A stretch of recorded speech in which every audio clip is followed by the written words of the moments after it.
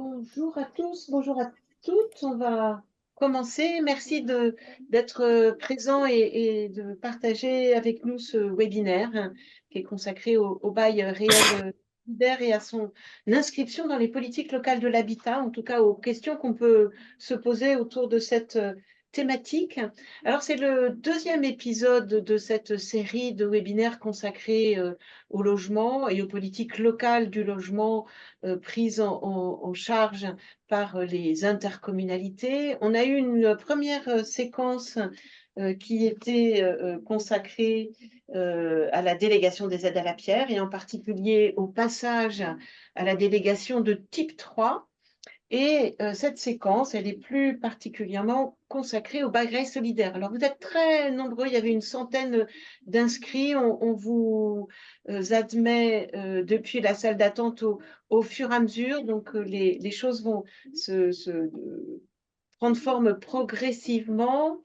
Peut-être quelques mots d'introduction sur cette question du bail réel solidaire et puis ensuite je passerai la parole aux intervenants. Euh, à la fois, peut-être un petit point pratique, à la fois la présentation et l'enregistrement seront disponibles sur le site d'Intercommunalité de France et sur le site d'Espacité qui nous accompagne sur ces différents webinaires consacrés à l'habitat. Alors, ce BRS, c'est un nouvel outil qui n'est pas si nouveau en fait parce qu'il a été initié par la loi Allure en 2014, mais le cadre juridique dans lequel il s'inscrit s'est progressivement éclairci, amélioré, on va dire. On va voir qu'il y a encore quelques nouveautés toutes récentes du début d'année.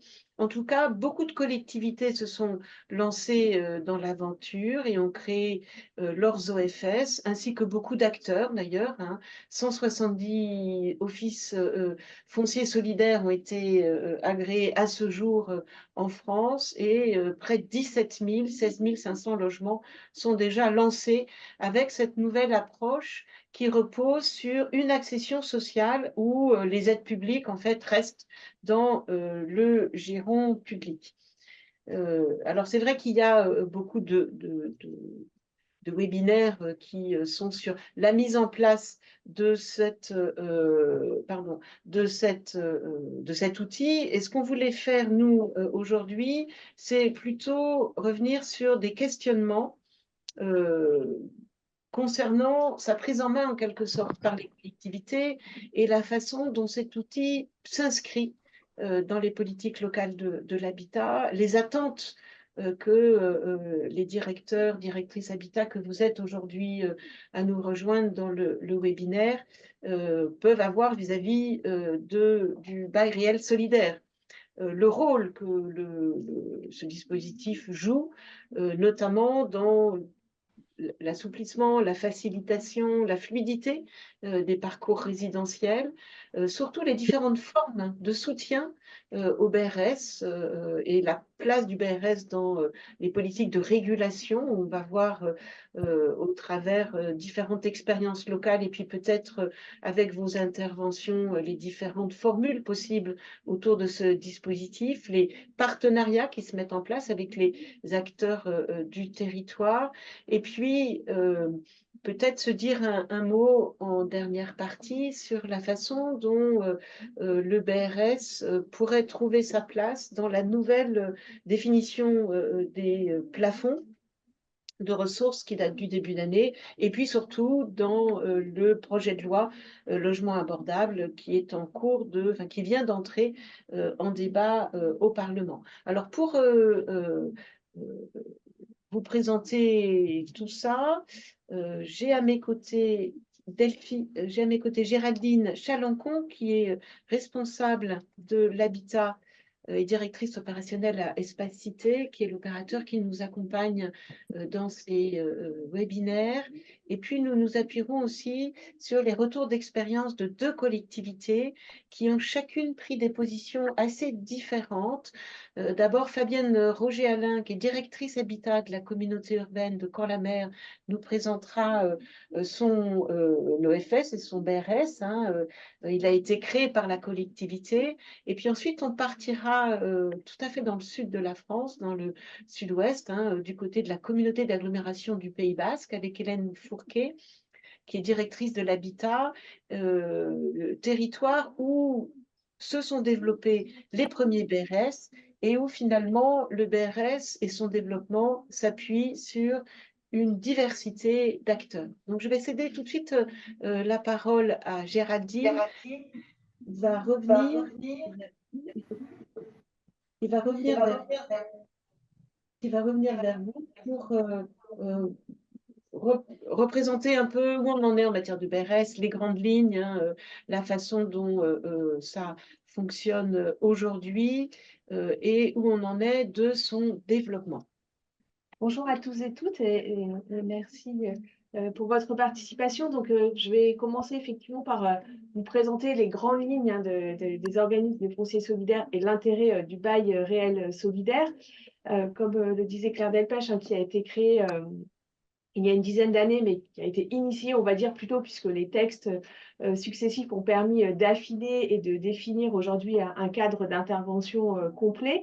Donc, l'idée du bail réel solidaire, c'est vraiment de permettre à des ménages qui ne pourraient pas accéder à la propriété autrement d'y accéder. Donc, c'est un outil qui a été créé vraiment en réponse aux difficultés rencontrées et de plus en plus fortes pour les ménages modestes pour accéder à la propriété au regard des niveaux de prix, et puis également qui a été soutenu dès le départ par des collectivités locales pour aussi proposer des modalités d'intervention pérennes en faveur de l'accession sociale à la propriété.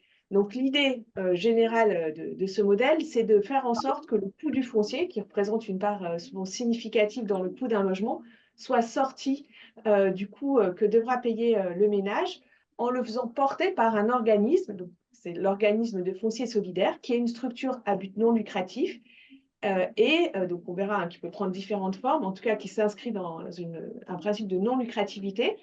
Donc cet organisme de foncier solidaire, lui, va porter le foncier et le ménage va acheter un logement sans avoir à financer le foncier directement, mais il va simplement apporter une contribution au financement du foncier. Donc c'est ce que vous voyez, je vais vous présenter rapidement ce schéma. L'idée, c'est qu'on a un organisme de foncier solidaire donc, qui achète un terrain et qui a vocation à le porter sur une très longue durée. Sur ce terrain, soit lui, soit un opérateur va construire un immeuble qui va être vendu au ménage. Et donc, le ménage, qui doit respecter des plafonds de ressources, ce sont les plafonds de ressources du PSLA, va acheter un logement à un prix moins cher et on va devenir propriétaire de ce logement. Dans la durée, il devra à la fois rembourser son prêt qu'il aura fait auprès d'une banque, comme classiquement, tous les mois. Et puis, il devra aussi payer ce qu'on appelle une redevance. Et cette redevance, c'est une petite contribution au financement de la charge foncière, mais qui va être moins chère que s'il avait emprunté pour la totalité du logement. C'est un logement qu'il pourra revendre quand il le souhaite, mais il le revendra avec une plus-value limitée, ce qui permet justement de s'inscrire dans une accession sociale à la propriété durable, et on y reviendra, parce que ce sera au cœur de ce webinaire, qui va aussi donner une pérennité beaucoup plus forte aux aides publiques et à la politique locale qui viendra en soutien du développement du bail réel solidaire. Donc, le ménage qui va acquérir ce nouveau logement donc, à un prix qui sera lui aussi moins cher devra également payer chaque mois son prêt et sa redevance. Et comme c'est un mécanisme où à chaque mutation, on s'inscrit à nouveau dans un contrat d'une très longue durée, entre 80 et 90 ans, c'est un mécanisme dans lequel le logement, en principe, ne perd pas de valeur et est quelque part perpétuel, d'où l'idée de cette roue, de ce côté circulaire que vous avez sur ce schéma. Donc, pour reprendre les étapes que je viens de décrire, on identifie un foncier, on définit un projet sur ce foncier. Il est aménagé soit avant, soit après l'acquisition par l'organisme de foncier solidaire. Les logements sont construits sur le terrain. Ils sont vendus à un ménage qui va souscrire ce qu'on appelle donc, le bail réel solidaire. et qui versera une redevance dans la durée à l'organisme de foncier solidaire en parallèle du remboursement de son prêt. Puis il le revendra ou il peut également le transmettre à ses héritiers sous certaines conditions, notamment de respect des plafonds.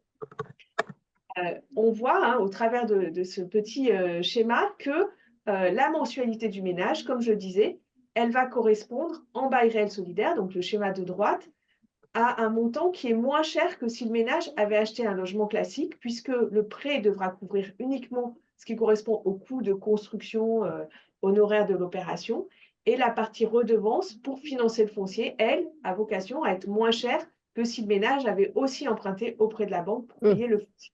Et donc, comme on va avoir une mensualité moins chère, on va rendre le logement plus accessible aux ménages et on va permettre à des ménages qui n'auraient pas pu accéder à la propriété sur un territoire donné d'y accéder. C'est vraiment ça qu'on recherche au travers du bail réel solidaire. Et ce qu'on recherche aussi, et ça c'est important du point de vue d'une collectivité locale, c'est aussi à inscrire ce caractère durable dans la durée, puisque comme je le disais, les logements peuvent être vendus, hein, donc, et c'est notamment pour ça que l'un des intérêts du bail réel solidaire, c'est que le ménage se constitue un capital dans la durée, il peut revendre son logement et en retirer un capital, mais il va rester plafonné.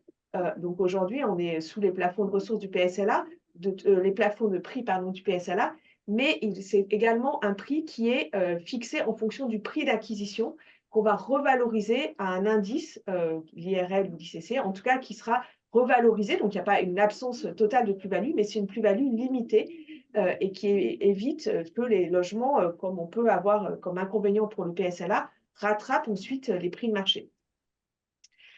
Pour donc un peu synthétiser hein, les intérêts de ce modèle, on a pour le ménage, c'est la possibilité d'acheter à un endroit où on n'aurait pas pu acheter autrement, de bénéficier d'une TVA à taux réduit, puisque dans le cas du BRS, tout est en TVA à 5,5, de s'inscrire du coup dans un parcours résidentiel en achetant un logement, certes avec une forme de propriété spécifique, mais donc qui est quand même une forme d'accession, et progressivement de se constituer un capital. C'est vraiment l'un des arguments pour les ménages qui les conduit à acheter en BRS, c'est cette possibilité de capitaliser progressivement, à la différence du fait de rester locataire, puisque ce sont ces ménages-là qui sont ciblés avant tout par le bail réel solidaire.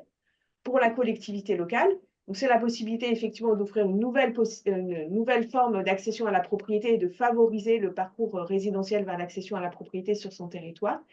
C'est aussi la possibilité de garder une forme de contrôle sur le foncier dans la durée et notamment, un point que je n'ai pas encore évoqué, de conserver le caractère de résidence principale de ces logements en BRS, puisque une des conditions pour accéder en BRS et occuper un logement en BRS, c'est vraiment de l'occuper à titre de résidence principale. Donc, il est possible éventuellement de le louer sous certaines conditions et si l'organisme de foncier solidaire en est d'accord. Mais en tout état de cause, ça reste une résidence principale. Et ça, on le verra d'ailleurs au travers des exemples. C'est un des arguments forts des collectivités pour s'impliquer sur le soutien au bail réel solidaire dans les zones littorales, puisqu'on sait qu'il n'y aura pas de location touristique ou de résidence secondaire sur ces logements-là. Pour les collectivités locales, c'est du coup inscrire leur soutien et les aides qu'elles peuvent apporter, on y reviendra, dans la durée, puisqu'on a notamment ce caractère anti-spéculatif qui est garanti au travers de la plus-value limitée que j'évoquais. Et ça, vraiment, c'est pour le coup une clause anti-spéculative qui est vraiment très puissante, puisque d'autres dispositifs qui ont pu exister hein, pour essayer d'inscrire des clauses anti-spéculatives, on sait qu'elles ont toujours une durée limitée, qu'elles ne peuvent pas être perpétuelle dans tous les autres dispositifs qui existaient jusqu'ici, alors qu'avec le bail réel solidaire, on a ce caractère perpétuel de la clause anti-spéculative et ce caractère aussi assez sécurisé puisque voilà, le mécanisme fait que il est quand même assez sécurisé sur ce côté-là. Et puis enfin, depuis la loi de 2018, la loi Elan, les logements en BRS, donc les logements occupés en BRS, sont comptabilisés au titre de la loi SRU. Donc, pour faire vite, hein, dans le cadre du quota, au titre du PLS, notamment au regard des critères qualitatifs sur la loi SRU. Donc voilà un peu pour les grandes lignes et les intérêts à la fois du côté du ménage et du côté de la collectivité, du bail réel solidaire. Ce qu'on peut dire, c'est que ce modèle, hein, ce que j'ai évoqué jusqu'ici, c'était au départ un modèle qui avait vocation à favoriser la production de logements et qui avait plutôt été pensé pour le développement dans le neuf, hein, mon petit schéma que je vous mettais au début, avec un terrain et on construit un immeuble, mais et puis plutôt dans les territoires très tendus où notamment on constatait des difficultés économiques à ce que les logements en PSLA puissent sortir au regard des niveaux de prix et de plafonds de ressources et de prix. Mais progressivement, c'est un outil qui a pu aussi, on a exploré les intérêts dans différents contextes, et notamment pour monter des opérations d'acquisition-amélioration. Donc ça, aujourd'hui, on a plusieurs exemples d'opérations un peu partout sur le territoire d'opérations en acquisition-amélioration, mais aussi sur la vente HLM. Donc on n'aura peut-être pas l'occasion d'aborder ce sujet de manière détaillée aujourd'hui, mais c'est aussi un des sujets de développement assez fort du bail réel solidaire dans les territoires, puisque les attributs du BRS ont pu être perçus comme présentant un intérêt pour sécuriser la vente HLM et aussi inscrire ces logements dans leur vocation sociale plus durablement. Et puis enfin, il y a des travaux la plus exploratoires, il n'y a pas encore de terrain d'application et c'est prospectif, a été réfléchi l'idée de pouvoir le mobiliser pour intervenir sur les copropriétés fragiles ou dégradées, voilà, avec des mécanismes de portage. En tout cas, aujourd'hui, ce qu'on peut dire, hein, c'est qu'il existe sur le territoire plus de 170 organismes de foncier solidaire agréés. Donc, c'est un nombre relativement important. Vous voyez qu'ils sont quand même assez géographiquement localisés, notamment beaucoup sur toute la Oui, bonjour côte. madame, je voudrais réserver pour venir me faire Euh, quelque chose. Pensez à fermer les micros, s'il vous plaît. Ce qu'on peut dire, c'est qu'il y a Ah, beaucoup d'organismes de foncier solidaire qui sont en fait des organismes de logement social qui ont été agréés en direct. Donc ça, c'est une des autres évolutions de la loi Elan qui a permis que tous les organismes de logement social puissent être agréés en direct en tant qu'organismes de foncier solidaire. Et notamment compte tenu du développement sur la vente HLM, mais aussi pour d'autres raisons, aujourd'hui, on a un peu plus de 100 organismes de logement social qui ont demandé leur agrément en direct. Ensuite, on a des organismes de foncier solidaire qui ont été créés par des collectivités locales ou par des bailleurs sociaux ou par une diversité d'acteurs, comme on le verra dans les exemples, donc qui ont soit la forme de groupements d'intérêt public, de SIC, donc sociétés coopératives, d'associations. On a une régie de collectivité locale également en Corse, une SEM, une fondation d'entreprise, et puis on a également des EPF. Donc les EPF locaux peuvent également être agréés en direct en tant qu'organisme de foncier solidaire. Donc on a des formes juridiques assez variées. Ce qu'il faut retenir, c'est que, notamment puisque ce sont des structures, je ne l'ai pas dit, hein, mais qui sont agréées par l'État, il y a toujours une attention portée à ce qu'on puisse garantir la non-lucrativité de cette activité d'organisme de foncier solidaire, quelle que soit la forme juridique choisie. S'agissant du développement du bail réel solidaire, donc les derniers chiffres dont on dispose consolidés sont ceux qui ont été présentés par l'association Foncier Solidaire France, donc qui est l'association qui regroupe tous les organismes de foncier solidaire qui souhaitent y adhérer, et donc qui ont été présentés à Lyon l'année dernière. Ce que montre ce schéma, c'est qu'à cette époque-là, donc mi-2023, automne 2023, il y avait plus de 16 000 logements engagés. Donc quand on parle de logements engagés, donc il y en a qui étaient déjà livrés, d'autres qui étaient en cours de commercialisation et d'autres dont simplement le montage de l'opération était en cours. Et donc, après, qui avait vocation à être livrés progressivement, et donc notamment les logements engagés fin 2023 pouvaient être livrés jusqu'en 2026, voire 2027. C'est le petit graphique que vous avez là à l'écran. On voit quand même qu'aujourd'hui, on a un développement qui est quand même assez conséquent sur le territoire du BI réel solidaire. Donc voilà pour cette présentation très succincte, mais voilà, qui donne un peu quelques repères. Un certain d'entre vous connaissent déjà très bien le dispositif, pour d'autres, c'est peut-être plus nouveau. Ce que je vous propose peut-être pour finir cette présentation, c'est de voir quelques éléments avant d'avoir des témoignages concrets de ce que peut faire une collectivité locale sur le développement du bail réel solidaire. Alors tout d'abord, ce qu'il faut retenir, c'est qu'une politique locale sur le bail réel solidaire, elle va s'inscrire dans un contexte territorial et elle va prendre en compte un grand nombre de facteurs. Il n'y a pas une solution unique. Alors, on peut à la fois s'inspirer de ce qui se passe sur d'autres territoires, mais en tout état de cause, chaque territoire va avoir ses propres solutions qui vont être pertinentes par rapport à ces enjeux. Donc, d'une part, en fonction de l'intérêt du bail réel solidaire sur le territoire, donc c'est un outil qui a beaucoup de vertus, mais il faut quand même qu'il soit pertinent, c'est-à-dire que ce n'est pas la peine de mobiliser cet outil si ça n'a pas d'intérêt par rapport au contexte territorial, à l'opération notamment. Ça va dépendre aussi, bien sûr, des objectifs globalement de la politique locale de l'habitat qui est poursuivie, notamment de quelle priorité est donnée à l'accession, etc. Ça va aussi dépendre des moyens de la collectivité, des moyens à la fois financiers, mais aussi humains, de sa stratégie foncière jusque-là, et donc des moyens qu'elle va avoir en termes de maîtrise foncière, de capacité foncière dont elle dispose. Et puis, ça va aussi beaucoup dépendre des acteurs et des partenaires sur un territoire. Et finalement, un OFS va vraiment se construire dans le cadre d'un partenariat territorial Oui, très madame. important. Vous verrez au niveau des exemples Bah oui, à voir tout à l'heure. En tant que collectivité locale, il y a, on peut dire, trois possibilités qui ne sont pas alternatives, qui peuvent se cumuler. Il y a celle de créer un OFS, donc sous forme de GIP, d'association ou de SIC. Essentiellement, c'est ça qu'on voit aujourd'hui, ce qui nécessite d'apporter des ressources, à la fois, comme je le disais, en financement, en moyens humains et en foncier. Il est aussi possible pour une collectivité de participer à un OFS existant, donc après avec une place variable selon la collectivité dans la gouvernance de cet OFS. Donc, il y a des collectivités qui participent à des SIC, par exemple. Ça peut être aussi à la gouvernance d'un EPF agréé en direct. Et là aussi, dans le cadre de cette participation à un OFS, la collectivité peut apporter également des ressources variées. Et puis, il est aussi possible, et quand on crée un OFS, en principe, on soutient aussi le bail réel solidaire, mais on peut uniquement soutenir le développement du bail réel solidaire.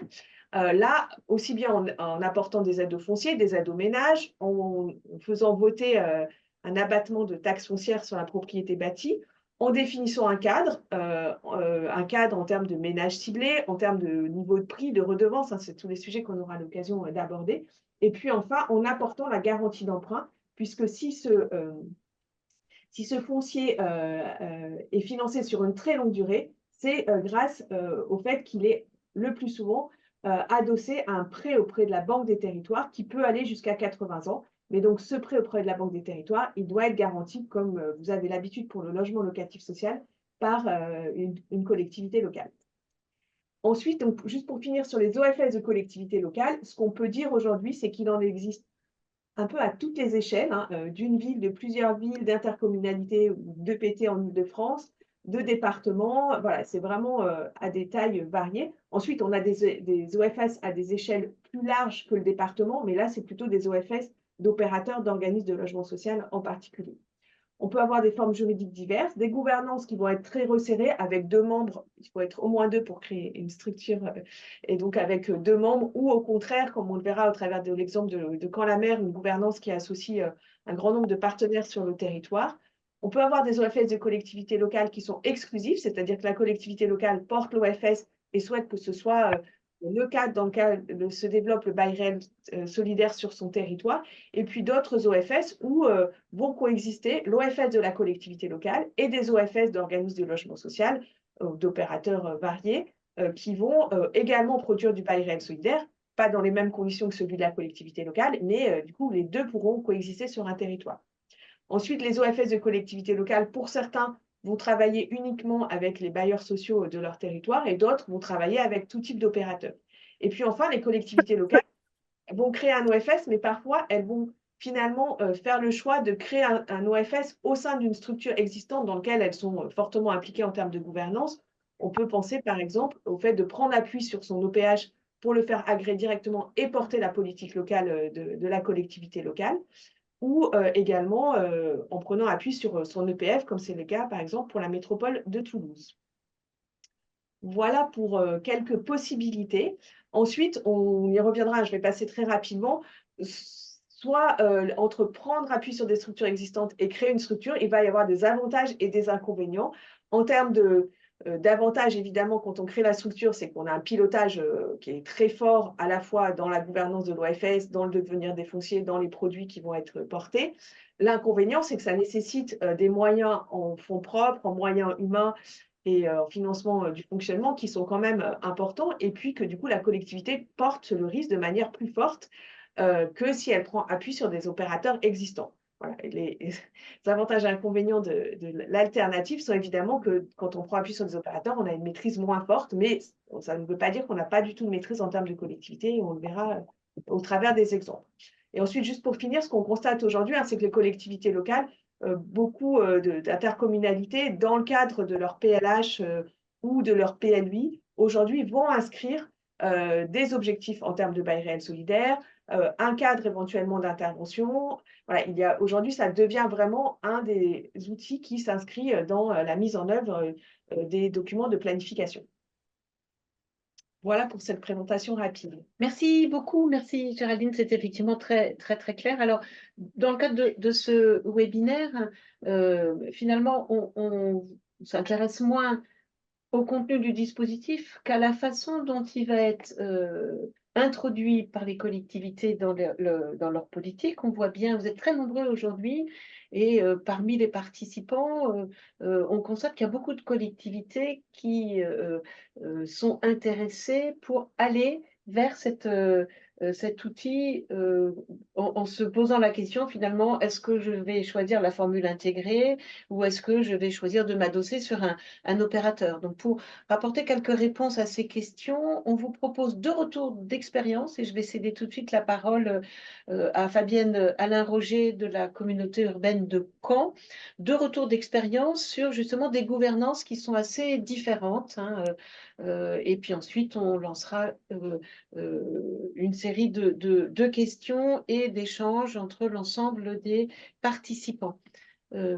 Fabienne, je vous cède la parole. Oui, oui, tout à fait. Bonjour à tous. Donc, alors concernant Caen-la-Mer, je vais vous donner quelques données un peu plus générales sur notre territoire. Donc, on se situe en Normandie, en plein cœur là, des prochains événements liés au 80e anniversaire du débarquement. Donc, c'est une communauté urbaine de 272 000 habitants.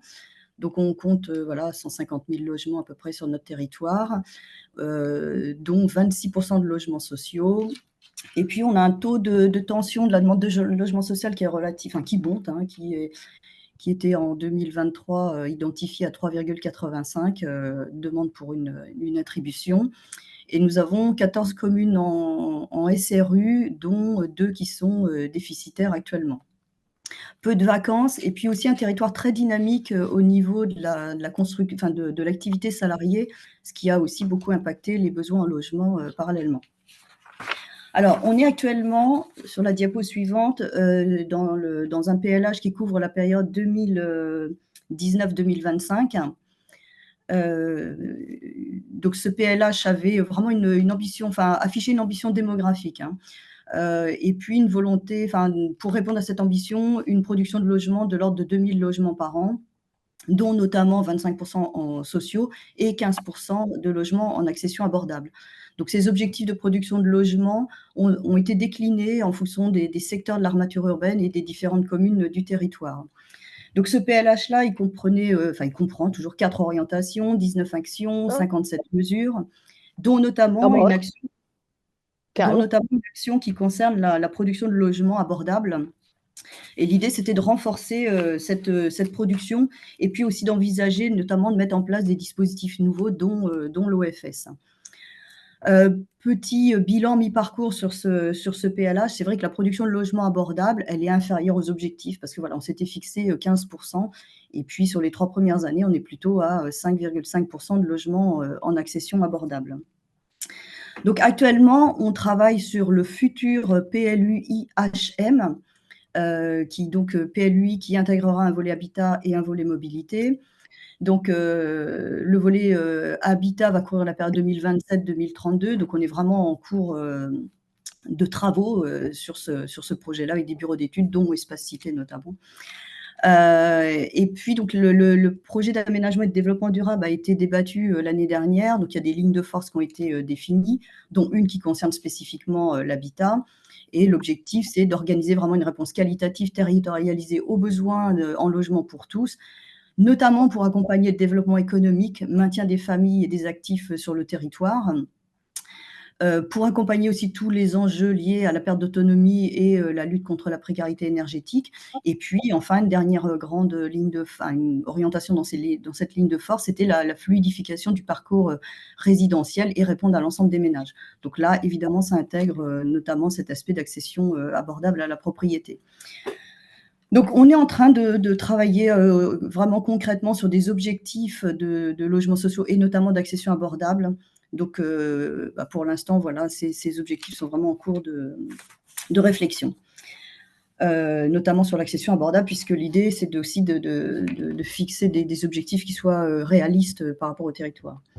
Alors, dans ce cadre de cette politique de ce PLH, donc, il y avait une volonté, voilà, de développer, de renforcer la production en logement abordable. Je veux bien que vous passiez à la diapo suivante. Alors, la politique d'accession à Caen-la-Mer, elle est déjà ancienne, puisqu'on avait déjà mis en place un dispositif d'aide dans le cadre du PSLA. Et puis, avant cela, on avait aussi apporté des aides dans le cadre du pass foncier. Donc, voilà, ça remonte un petit peu. Le PLH avait fixé un objectif de renforcement de la production, mais aussi de lancer une étude de faisabilité, d'opportunité sur la création d'un OFS. Donc, ce qu'on a fait avec l'appui d'un bureau d'études qui était là également Espace Cité. Et puis, notre OFS donc, a été créé fin 2022. Donc, sur Caen-la-Mer, l'offre en BRS a été toujours entendue comme étant en complément du PSLA et plutôt évidemment centré sur les communes les plus urbaines du territoire. Donc, c'est vraiment, ça a été une volonté de faciliter les parcours résidentiels et notamment faciliter l'accession à la propriété des ménages à revenus modestes et intermédiaires, puisque les prix sur le marché libre étant relativement élevés, et donc ne permettait plus aux familles d'accéder. Et puis, voilà, il y a toujours eu aussi cette volonté de pouvoir développer une offre de logement pour garder les familles, les jeunes actifs sur le territoire et éviter voilà, le départ des familles en zone plus périurbaine et en dehors du territoire de Caen-la-Mer. Donc, l'idée, c'était surtout des logements en accession définitivement abordables.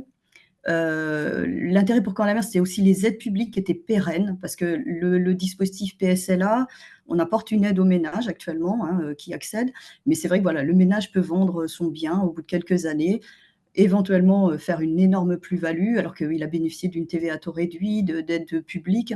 Donc voilà, ça gênait un petit peu nos élus. Donc, c'était aussi un dispositif qui permettait de lutter contre la spéculation foncière immobilière, donc ça a été dit, et puis de produire des logements dans le cadre de comptabilisés en SRU. C'était un argument qui plaisait aussi à nos élus. Alors, l'OFS, il a été construit dès le départ, les premières réflexions, de façon partenariale avec l'ensemble des acteurs locaux de la construction et de l'aménagement. Même pour tout vous dire, à l'époque, c'est un séminaire avec l'ensemble des acteurs locaux, enfin bailleurs, promoteurs, aménageurs, qui a lancé vraiment cet outil-là en disant, voilà, on veut mettre en place cet outil-là, quels sont les partenaires qui sont prêts à nous accompagner sur ce dispositif. Donc voilà, il y a eu beaucoup d'échanges avec les uns et les autres et on en est arrivé à créer un groupement d'intérêt public avec 6 membres fondateurs, que sont donc Caen-la-Mer, évidemment, la Fédération des promoteurs immobiliers de Normandie, l'Union pour l'habitat social de Normandie, l'établissement public foncier de Normandie, et puis 2 SEM, Normandie Aménagement, la SEM de notre communauté urbaine, et puis la SPLA Caen Presqu'île qui avait été créée pour l'aménagement de la presqu'île entre le canal et l'Orne, puisque cette zone devait accueillir beaucoup de logements, plus de 2000 logements, et puis avec une proportion importante d'accession à la propriété. C'est un site qui était vraiment bien situé en ville. Par contre, c'est vraiment un projet qui est complètement en stand-by là depuis 1 an, puisque voilà, les données du GIEC sont un peu plus alarmantes qu'initialement prévues sur la montée des eaux, et voilà, il faut repenser ce secteur-là, et notamment en termes d'usage. Alors, on avait aussi un partenaire, c'était Action Logement Service, qui n'a pas été dans les membres fondateurs pour des questions de statut, mais qui était un partenaire à l'origine du projet. Donc, la convention constitutive du GIP précise évidemment la gouvernance. Et puis, il y a des conventions de partenariat avec chacun des membres fondateurs pour préciser leur engagement et soutien. Donc, ça a été des apports financiers, des apports en foncier, des mises à disposition de moyens logistiques, l'engagement d'intégrer les programmes dans les BRS, d'accompagner dans la consultation des opérateurs, d'information de promotion du BRS, évidemment. Enfin, tout un tas d'engagements qui sont formalisés dans des conventions. Et puis aussi, il y a un comité d'experts qui a été mis en place pour se réunir à l'occasion et en amont de tous les conseils d'administration pour discuter des sujets. Donc là, il est composé des membres fondateurs, mais aussi des directions opérationnelles de Camp-la-Mer, d'Action Logement. Enfin voilà, l'idée étant d'avoir une instance plus technique pour discuter des projets et des sujets relatifs à l'OFS. Alors, les principes d'intervention de l'OFS de Camp-la-Mer, ils ont tous été vraiment organisés dans le cadre du modèle économique de l'OFS. Donc déjà, il intervient uniquement en secteur tendu de Camp-la-Mer, c'est-à-dire les communes de Caen, Première Couronne et Ouistreham, c'est-à-dire les communes qui sont en zonage B1 actuellement. Donc là, évidemment, où les prix de l'immobilier sont les plus chers.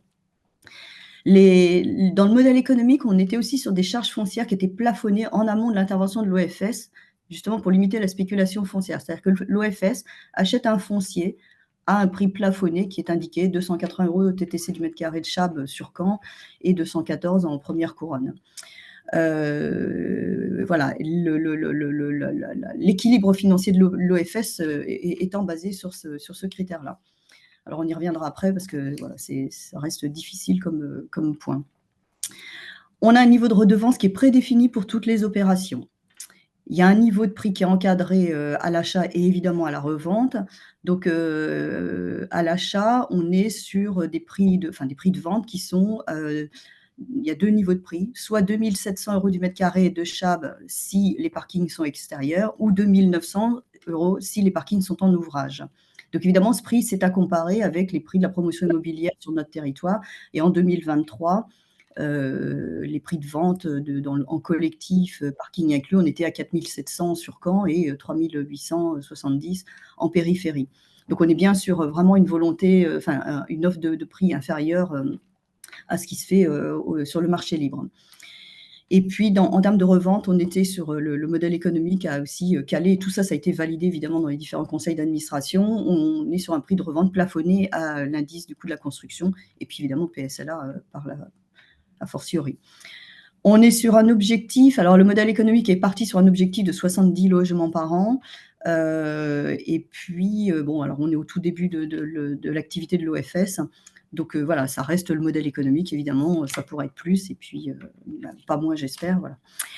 La commercialisation est faite par les opérateurs, c'est-à-dire qu'au jour d'aujourd'hui, ce sont vraiment les opérateurs qui commercialisent, et on est dans un système où, voilà, premier dossier arrivé complet, premier dossier retenu.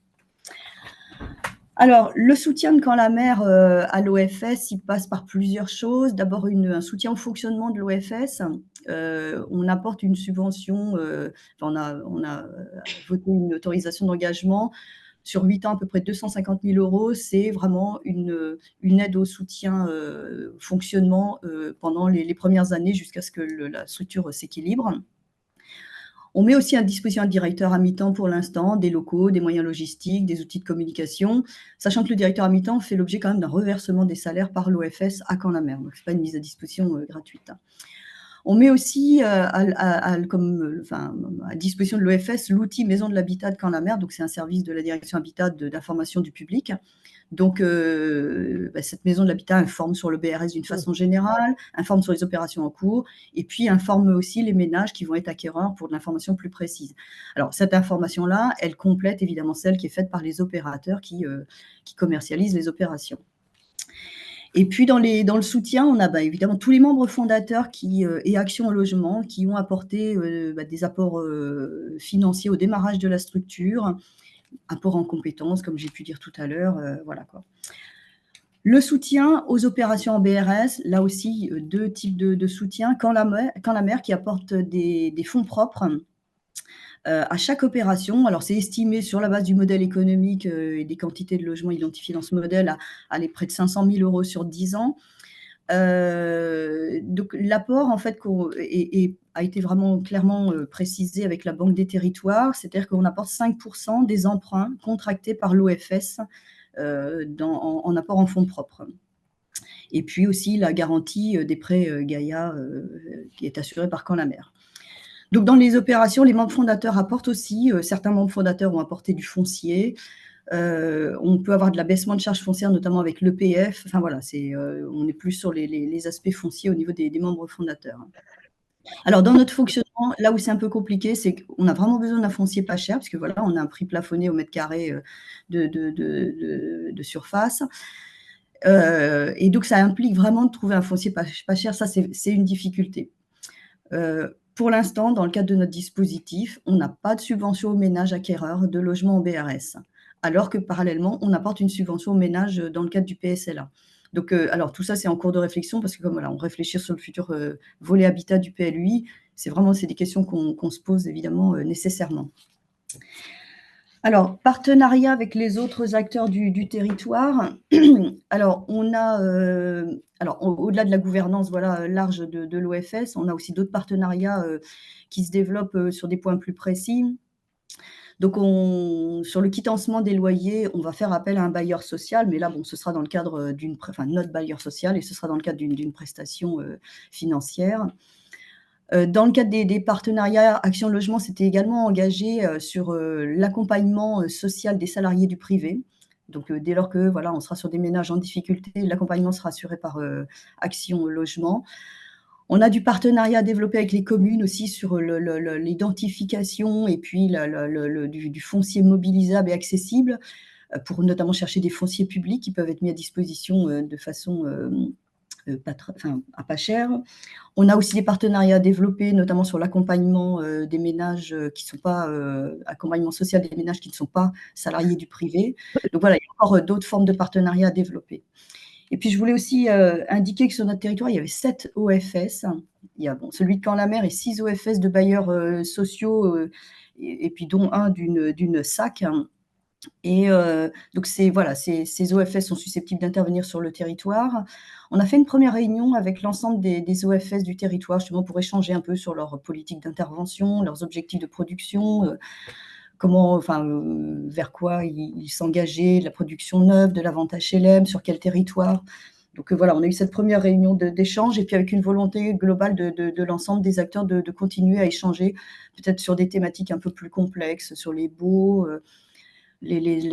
comment dire, il y a aussi tout un sujet peut-être sur les partenariats développés avec les banques. Enfin voilà, bon, ça a été une première réunion intéressante et qui sera suivie de réunions, d'autres réunions ultérieurement. Alors, enfin, pour terminer, donc on est sur un OFS qui est en tout début d'activité, vraiment au tout début. Les premières opérations sont en cours de commercialisation là depuis janvier simplement.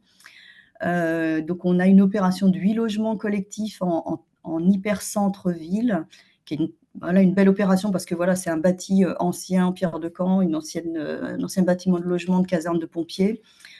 Et puis, on a une autre opération de 6 maisons individuelles sur une ZAC des Hauts-de-l'Orne, une ZAC communautaire. Donc ils sont tout juste en cours de commercialisation. Il y a quelques projets en cours, mais je dois dire que ça démarre plutôt gentiment. On n'est pas face à une énorme demande d'opération. On est plutôt allé solliciter les communes, les promoteurs, les bailleurs pour booster un peu l'activité de l'OFS. Alors, il y a des enjeux un petit peu qui nous questionnent et des sujets à investiguer. Donc, le foncier à mobiliser, ça reste vraiment un sujet. Critères de choix des opérations, pour l'instant, on n'est pas forcément encore dans... c'est quand même un sujet parce qu'il y a des opérations qui nous ont été proposées qui étaient, notamment une qui ne nous a pas semblé viable, donc on n'a pas donné suite. Donc, il y a vraiment un sujet de critères de choix et de qualité des logements à développer. Alors, je sais qu'il y a des OFS qui ont déjà aussi des référentiels de qualité de logement et je pense qu'on va évidemment s'en inspirer. Le sujet des critères d'attribution des logements aux ménages. Alors, bon, on démarre la commercialisation, mais c'est vrai que c'est notamment une question qui va se poser d'abord parce que les plafonds de ressources ont augmenté considérablement en 2024. Et puis, alors il y a une première opération, comme je vous disais, très prestigieuse dans le centre-ville de Caen. Donc là, il y a évidemment beaucoup de candidatures et il y a eu une décision du président d'être sur une logique de tirage au sort pour éviter tout, risque de conflit, de passage en force pour récupérer, pour acheter un logement. Donc ça a été vraiment, c'est un cas vraiment bien spécifique. Mais d'une façon générale, la question des critères d'attribution des logements aux ménages va se poser, peut-être pour prioriser les ménages, les primo-accédants, pour mettre en adéquation les logements avec la composition familiale des ménages. Enfin voilà, il y a une réflexion qui se met en place là-dessus. Et en ce moment même, il y a un comité d'experts là qui se réunit et qui va commencer à réfléchir à ces sujets-là notamment. Et puis bon, c'est vrai que le dernier questionnement, c'est l'impact de l'augmentation des plafonds de ressources en 2024. Parce que voilà, on était sur de l'accession sociale, vraiment pour plutôt les catégories, comment dire, modestes. Bon là, les augmentations de plafond de ressources, changent un petit peu la donne. Et c'est vrai que bon, voilà, ça questionne sur. Alors, sur le BRS, l'avantage, c'est qu'on est vraiment dans un dispositif où le prix de revente sera toujours plafonné, donc il n'y a pas de spéculation financière de la part des ménages sur cette acquisition-là, donc c'est rassurant de ce côté-là. Mais c'est vrai que bon, voilà, la question, c'est comment prioriser quand même les ménages qui ont plus besoin de ce type d'accession abordable. Voilà un petit peu pour vous présenter rapidement l'outil à Caen-la-Mer. Beaucoup, c'était vraiment très, très clair, très, très riche et très éclairant sur la situation de votre territoire. Et on voit bien finalement la façon dont ça s'inscrit dans votre politique locale. Alors, est-ce qu'il y a des questions à poser que certains souhaiteraient poser à Fabienne Alain-Roger, justement sur la constitution de Roger, alors, son c'est bon. espèce, ça s'inscrit dans son territoire. Peut-être pour démarrer les choses, moi je lui en poserai deux en fait, hein. La première, c'est à quel moment les élus se sont sentis vraiment embarqués dans cette construction, mise en place des OFS. Et puis, vous nous avez dit, il y a plusieurs OFS sur mon territoire. Est-ce que cette situation génère de la concurrence et comment est-ce qu'elle s'exprime? Voilà sur les deux premières questions. Alors, les élus, alors dans le cadre du PLH, bon, on a quand même beaucoup d'instances d'échange avec les élus et puis avec l'ensemble des acteurs de l'habitat. Donc le sujet PLH, bon, ils le connaissent bien, il y a quand même un bilan annuel, on passe en conférence des maires, des présidents, pardon, enfin des maires régulièrement. Enfin, donc c'est quand même un sujet sur lequel ils sont bien au fait quand même. Et puis, c'est vrai que l'accession sociale, enfin, les élus, c'est comme un sujet qui les a toujours intéressés parce que de permettre à leurs ménages, à leurs habitants de pouvoir accéder à la propriété à des prix abordables, alors que bon, voilà, les prix ont tellement augmenté ces dernières années que c'est un sujet, c'est vraiment un problème. Tout comme la question du logement social, le besoin d'avoir du logement social sur la commune pour pouvoir accueillir les jeunes ménages de leur territoire, les personnes âgées, voilà, c'est quand même c'est des sujets qui les intéressent toujours. Donc sur l'intérêt de l'OFS et des dispositifs d'accession sociale, il n'y a pas du tout eu de sujet. La petite difficulté, c'est peut-être les quelques communes qui se disaient, bon, moi je ne suis pas en territoire tendu, j'aurais bien aimé pouvoir bénéficier du BRS sur mon territoire, alors qu'aujourd'hui, on l'a plutôt limité, évidemment, aux communes B1. Alors, cette limitation commune B1 pourra peut-être bouger. Alors, d'abord, le zonage va évoluer. Et puis, on a peut-être quand même certaines communes, peut-être l'élargir aux communes du littoral ou des communes vraiment très chères qui ne sont pas encore en B1. C'est des questions qui vont se poser également. Sur la deuxième question, par rapport aux autres OFS, alors justement, la réunion qu'on a mis en place, c'était justement pour un peu les rencontrer, échanger, voir comment avoir un peu idée de leur stratégie. Est-ce qu'on va être en concurrence ou pas? Donc, on avait tout un tas de petites questions à évoquer avec eux. Bon, alors, il y a aussi notre propre bailleur social qui a créé son propre OFS. Donc, alors, l'OFS du bailleur social Caen-la-Mer Habitat, par exemple, il a calé ses prix de vente et avec celui de l'OFS Caen-la-Mer pour pas qu'il n'y ait pas de concurrence, quoi. Donc, on est sur le même prix de vente. D'une façon générale, alors les autres OFS pour l'instant, certains avaient des opérations sur Rouen, sur Le Havre, sur Dives-sur-Mer, sur Cabourg. Pour le moment, ils sont pas encore sur le territoire de Caen-la-Mer, hein. Après, la façon dont on aborde les choses aussi, c'est de se dire: «Bon, bah, voilà, c'est un peu comme, pour le logement social ou le logement privé, enfin, faut développer une offre pour répondre aux besoins des habitants. Il y a évidemment plusieurs bailleurs sociaux sur Caen-la-Mer, bah, il y a aussi plusieurs OFS qui sont susceptibles de développer une offre, et puis, bah, voilà, ça ne fera que développer une offre davantage, enfin, plus importante sur le territoire. Mais tout le monde n'a pas les mêmes, logiques, hein, les prix de vente vont pas être les mêmes, à l'exception de celui que je vous ai indiqué tout à l'heure. Les redevances sont pas les mêmes parce que tous ont plutôt évoqué des calculs de redevances vraiment à chaque opération, alors que nous, on est sur une redevance, forfaitaire, et fixée. Donc voilà, mais bon, ça va compléter, ça va développer l'offre, c'est l'idée qu'on en retient. Il n'y aura pas une concurrence sur le foncier disponible finalement. Vous nous avez dit qu'il n'y a pas énormément de foncier, il faut du foncier pas cher pour que le modèle puisse tourner. Il y aura cette question-là, mais sans doute que la Vous façon avez dont… complètement raison, parce que sur le prix du foncier, il y a déjà des communes qui ont, bah, vu, 1 ou 2 OFS bon, bah, voilà, avec des prix d'acquisition qui peuvent varier. Alors, c'est vrai que sur le prix du foncier, on avait bien mis un prix d'acquisition, nous, qui était fixé d'avance. Mais là, on est quand même en train de réfléchir, à se dire: «Bon, il va falloir quand même qu'on trouve une solution», parce que du foncier à 280 € du mètre carré à Caen, bah, ça reste compliqué. Les 2 opérations là, en l'occurrence, celle du centre-ville, le bâti a été, alors là, on est en VFA inversé, c'est un peu compliqué, mais le bâti a été vendu à l'euro symbolique, à l'opérateur. Et puis, ensuite, sur l'opération sur la ZAC communautaire, là, on a un foncier qui a été, mis à disposition, aussi à quasiment l'euro symbolique, mais avec, les coûts d'aménagement qui relèvent du foncier qui sont pris en charge par l'OFS. Mais voilà, on est sur 2 opérations où aujourd'hui le foncier est vraiment un peu, vraiment très bas pour des raisons, d'engagement et de volonté politique, mais il va falloir qu'on trouve une solution, sur ce problème-là, en effet. Alors, Géraldine, tu avais une question? Oui, à ce stade, vous n'avez pas eu la question d'apporter votre garantie d'emprunt à d'autres opérations, Non. puisque les opérateurs en général, hein, enfin les autres OFS vont faire reposer leur modèle sur un prêt auprès de la Banque des Territoires. Vous n'avez pas eu cette question jusqu'ici. Et Mais vous n'avez pas du coup défini de politique spécifique sur l'apport de la garantie d'emprunt pour l'instant? Non, on s'est pas, je dirais même qu'on s'est à peine posé la question, mais c'est vrai que ça va arriver, bah, c'est une question qu'on va se poser au moment opportun, mais bon, on apporte la garantie d'emprunt sur l'ensemble des opérations de logement, social.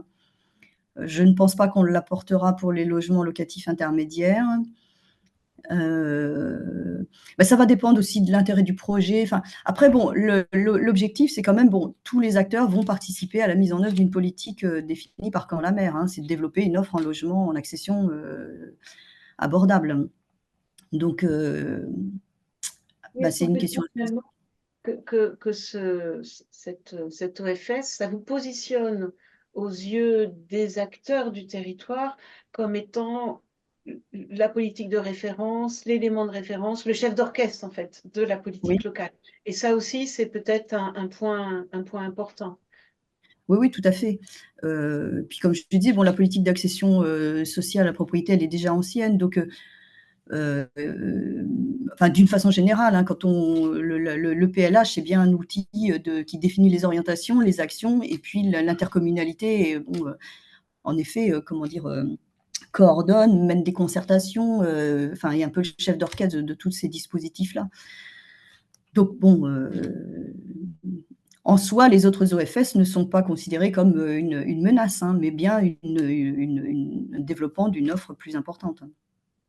Est-ce qu'il y a parmi les participants des questions? Alors, il y a une question, vas-y, oui, On peut Géraldine. nous faire le relais d'une question qui est sur le fait que vous, à ce stade, est-ce que vous avez aussi défini ou l'intention éventuellement d'apporter des subventions ou des minorations foncières à des opérations BRS qui seraient développées par d'autres, ou est-ce que ça, pour le coup, vous le réservez plutôt à votre OFS de collectivité locale? Alors, les autres OFS sont notamment demandeurs qu'on apporte une subvention aux ménages. Bon, pour l'instant, nous, on ne l'a pas du tout mis en place ni pour notre OFS, ni pour les autres OFS. Alors, ceci dit, si on mettait en place une subvention au ménage, c'est vrai que la question se poserait sur les autres OFS. Par contre, des subventions de la minoration foncière pour les autres OFS, je ne pense pas que la question se posera parce que vraiment là, c'est plus compliqué. Et puis bon, après les OFS des bailleurs là, qui ont des opérations, bah, c'était, enfin, pour certains, c'était du foncier qu'ils détenaient déjà. Dans certains cas, donc d'autres l'ont acquis aussi. Mais bon, oui, c'est vrai que sur le foncier, je dois dire que là, il y a une vraie concurrence quand même. Très bien, merci. Il y aura peut-être d'autres questions dans un second temps. Je propose qu'on change complètement de territoire, tout en restant pas très très loin du littoral finalement, et partir dans le Pays Basque. Je vais donner la parole à Marie-Hélène Ourquet et je vais récupérer le partage d'écran.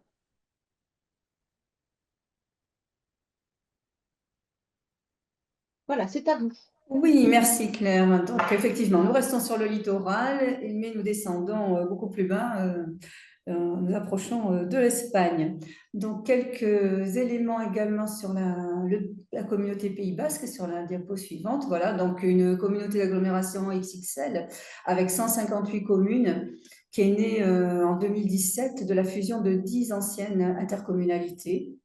Voilà, donc c'est la communauté la plus importante en nombre de communes en France. 322 000 habitants avec une progression de la population assez importante. Bon, 1,1% par an ces 10 dernières années, mais qui a tendance quand même à se réduire récemment. 210 000 logements, dont une majorité en logement collectif, une grosse majorité aussi de propriétaires occupants, dont 38% sont éligibles aux aides de l'ANA. Des logements vacants en petit nombre, 3,4% depuis d'un an, mais un développement par contre important de résidences secondaires, puisque nous sommes à un taux de 21% sur tout le territoire, mais un taux qui peut atteindre les 50% sur certaines communes littorales, mais également dans le Pays Basque intérieur en montagne. Les logements sociaux, donc là le chiffre est actualisé, nous sommes plutôt à 20 100 logements sociaux à ce jour, mais ce qui représente un taux de 9,5% du parc, quand même faible. Par contre, beaucoup de demandes de logements sociaux et 12 demandes pour une attribution et un délai moyen d'attribution de 25 mois. Alors, c'est sur le littoral, mais ça peut être encore plus, c'est encore plus important sur le littoral. C'est important partout du fait d'un parc social qui est quand même assez peu développé par rapport au nombre d'habitants. Nous avons 16 communes SRU, dont une seule, Bayonne, qui est en règle avec la loi, donc 15 déficitaires et 8 carencés depuis le dernier bilan. Voilà.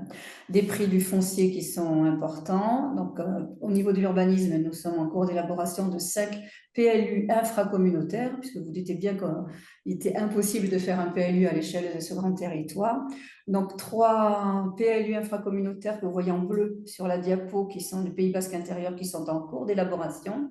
Et les 2 autres, qu'on appelle littoral, rétro-littoral, en jaune et orange, qui ont été prescrits en décembre 2023. Voilà.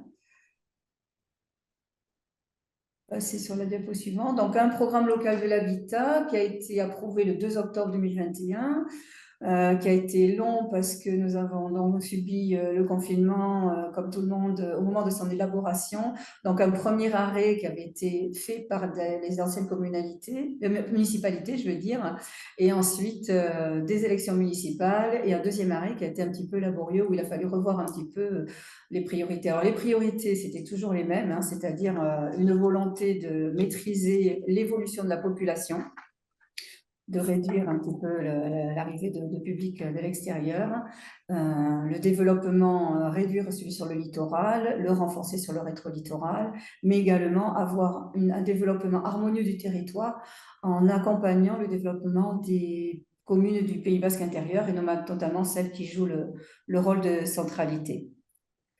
Sur la diapo suivante, je vous explique un petit peu ce que c'était, voilà, ce scénario contre-tendanciel, puisque dans les années 2010, nous avons eu un développement très important du logement, avec plus de 3000 logements produits, dont l'essentiel évidemment sur le littoral, mais une production qui ne répondait pas aux besoins des habitants du Pays Basque, puisque seulement 25% de la production leur était accessible. Tout le reste était à des prix bien trop important pour pouvoir permettre l'accès des populations locales. Donc, les élus ont choisi de réduire le rythme de développement, notamment sur le littoral et sur le rétro-littoral, où on se concentre l'essentiel des emplois, et donc d'améliorer l'attractivité du Pays basque intérieur et de favoriser le développement des polarités à conforter. Les objectifs de production ambitieux, un objectif ambitieux de 2600 logements par an, donc vous voyez une réduction par rapport aux 3000 logements que l'on a connus auparavant, mais avec une forte production de logements sociaux, à savoir 1200 logements sociaux par an, dont 800 en locatif et 400 en accession à la propriété, et notamment en BRS. Alors pourquoi ce choix? Évidemment pour éviter les effets spéculatifs du PSLA et de façon à pouvoir aussi améliorer le taux de logements sociaux dans les communes SRU. Donc cela, ça avait été travaillé ensuite en atelier. Donc ça, c'est la typologie des marchés du Pays basque. Alors Bayonne qui est un petit peu à part parce qu'on se rend compte que finalement 25% de la production de logements se fait sur la seule ville de Bayonne qui constitue un marché à elle seule. Ensuite, il y a le marché du littoral qui est en bleu avec des enjeux, c'est-à-dire de développer de l'offre accessible aux ménages qui ne peuvent pas y accéder et qui sont obligés justement de se reporter sur le rétro-littoral que vous voyez en vert. Donc là, c'est un enjeu de développer aussi du logement social, mais pas que, du logement abordable, et également avec des formes urbaines plus diverses, c'est-à-dire pas que du collectif, mais aussi un habitat un peu plus dense, pas évidemment la maison individuelle que l'on a connue ces dernières années, mais un autre type d'habitat. Et puis le Pays basque intérieur, où là, évidemment, on a un marché différent. Par rapport au prix du marché de l'immobilier, sur le littoral, on est à une moyenne de 7 000 € par mètre carré, avec Biarritz qui peut aller jusqu'à 12 000 €, voire 20 000 € dans certaines opérations de prestige. Sur le rétro-littoral, on est un petit peu moindre, on est plutôt dans les 3 600, et Pays basque intérieur, 2 200 € le mètre carré. Voilà, donc il y a quand même une tension qui est plus faible, mais qui reste quand même importante par rapport aux revenus des ménages locaux. Donc un travail qui a été fait avec les opérateurs pour développer le produit du BRS et un choix donc de ne pas créer d'OFS chez nous, puisque nous avions déjà 5 OFS sur le territoire, il y en a un 6e qui est intervenu depuis, mais plutôt un accompagnement du produit BRS en lui-même. Alors, il est ressorti des discussions que nous avons eues avec les opérateurs que le BRS en construction neuve n'avait pas besoin d'accompagnement financier puisqu'il s'équilibrait de lui-même et même mieux, il aidait à l'équilibre de la partie locative et des opérations mixtes. Par contre, c'est à corroborer le souhait de vouloir se développer et d'utiliser le bâti existant ancien dans les centres-bourgs et les centres-villes. Donc, un souhait de plutôt agir sur le développement de l'accession à la propriété en acquisition-amélioration, avec une subvention donc, de 30 000 € par logement, en MOD uniquement, de façon à pouvoir permettre aussi le développement du métier des opérateurs. Alors au départ, nous étions partis sur une dizaine de logements en acquisition-amélioration en Pays basque intérieur, et puis nous nous sommes aperçus qu'on avait besoin aussi de soutenir des opérations en renouvellement urbain dans les centres-villes. D'où l'effet exponentiel de la mesure qui fait que nous avons dépensé 2 millions d'euros en 3 ans uniquement sur des opérations en acquisition-amélioration. Et la communauté intervient également en garantie d'emprunt, donc les prêts Gaïa de la Banque des Territoires. Alors à savoir que la Banque des Territoires intervient partout sur le territoire du Pays basque, y compris en zone non tendue, en dérogation, mais avec pas trop de difficultés.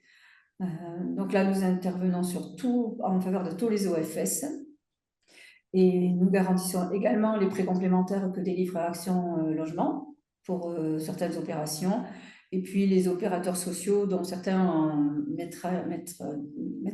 organismes agréés en maître d'ouvrage d'insertion nous ont sollicité pour garantir les prêts opérateurs durant la commercialisation de leur logement. Voilà. Donc ça, c'est une mesure qui vient d'être votée il y a l'année dernière, je crois, pour pouvoir aussi garantir ces prêts-là. Et puis, dernière mesure qu'a prise la communauté d'agglomération, c'est l'abattement de 30% de TFPB pendant toute la durée du BRS. Alors, à ma connaissance, il y a 2 autres communes du territoire qui ont voté cet abattement alors, je ne sais pas si par contre il est total ou s'il est partiel, de TFPB. Les autres, j'ignore si elles ont suivi ce mouvement. Les conditions d'octroi des aides donc au BRS, alors nous avons choisi de ne pas plafonner la redevance, puisque le produit étant apparu comme relativement neuf, et les opérateurs ayant des modèles économiques différents, nous avons choisi plutôt le fait de ne pas le plafonner, mais d'observer le phénomène. Et donc là, nous avons des réunions régulières avec les opérateurs, qui sont à la fois OFS, puisque la majorité des OFS sont les OFS des OLS, pour voir un petit peu dresser le profil des accédants et voir un petit peu comment il serait besoin de réorienter notre action. Donc, nous avons des plafonds de revenus des acquéreurs qui sont les plafonds réglementaires et des plafonds de prix de vente. Voilà. Et dans le cas de montage en VFA, nous avons par contre assorti notre règlement d'intervention avec des prix plafonds qui varient suivant que l'on est suivant les différents secteurs de marché du Pays Basque et suivant que l'on est avec un stationnement en sous-sol ou pas. Donc, comment s'est développé le BRS donc, sur le Pays Basque? Alors, évidemment, nous aimons à dire que les premiers logements BRS ont été livrés à Espelette en 2019. Voilà, depuis, donc, comme je le disais, 6 OFS présents sur le territoire, donc 5 d'OLS et 1 qui est issu de notre EPFL, qui agit plutôt en acquisition-amélioration, essentiellement en Pays Basque intérieur, mais qui soutient aussi des opérations en renouvellement urbain sur Bayonne. Et donc, il y a un développement assez important du BRS, puisque, bon, il y a eu une pause pendant la durée du confinement, et puis il y a eu aussi les taux d'intérêt qui ont augmenté, délivrés par les banques, donc des personnes qui avaient un petit peu plus de mal à accéder même aux moyens du BRS. Donc voilà, vous voyez les chiffres de commercialisation et de livraison qui sont moindres que ce qu'on avait espéré, mais qui continuent à se développer. Voilà. Et la répartition, alors il faut que les couleurs n'apparaissent pas sur la diapo, donc essentiellement sur le rétro-littoral, bien sûr, avec 70% de la production. Non, pardon, sur Bayonne et littoral, je crois, rétro-littoral, et un petit peu sur le Pays Basque intérieur. Donc là, sur le Pays Basque intérieur, c'est essentiellement des maisons, des grosses maisons basques qui sont divisées en logements pour être ensuite proposées à l'acquisition de jeunes ménages.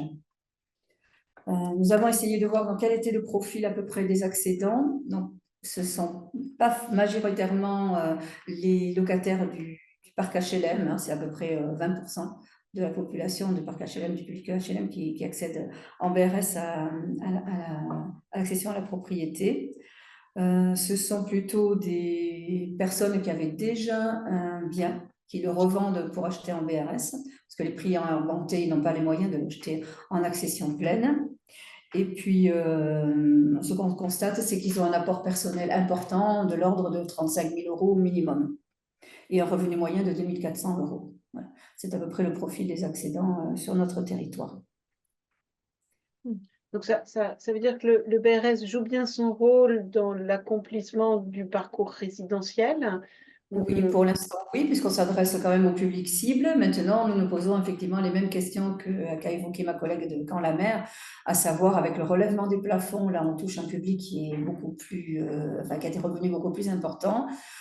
Pour l'instant, nos opérateurs nous disent qu'ils n'iront pas vers ce public-là, mais on peut penser qu'ils seront tentés de le faire, ne serait-ce que pour pouvoir augmenter les prix de vente et mieux équilibrer leurs opérations. Oui, surtout dans votre territoire, on imagine que la demande en accession doit être quand même extrêmement importante, même si elle est peut-être difficile à recenser et à connaître. Il n'y a pas de liste d'attente, évidemment, ou... Non, il n'y a pas de liste d'attente. Les attributions se font en accord avec les mairies, évidemment. En général, il faut qu'il y ait un lien avec la commune, soit qu'ils y travaillent, qu'ils en soient issus ou qu'ils soient nés sur la commune, qu'ils y habitent. Une appétence des maires, évidemment, pour le BRS, pour le développer, puisque c'est comptabilisé dans le quota SRU, et nous veillons à ce que ce ne soit pas fait au détriment du logement locatif, puisque la priorité, ça reste quand même le logement locatif social, mais un développement quand même qui est très très fort.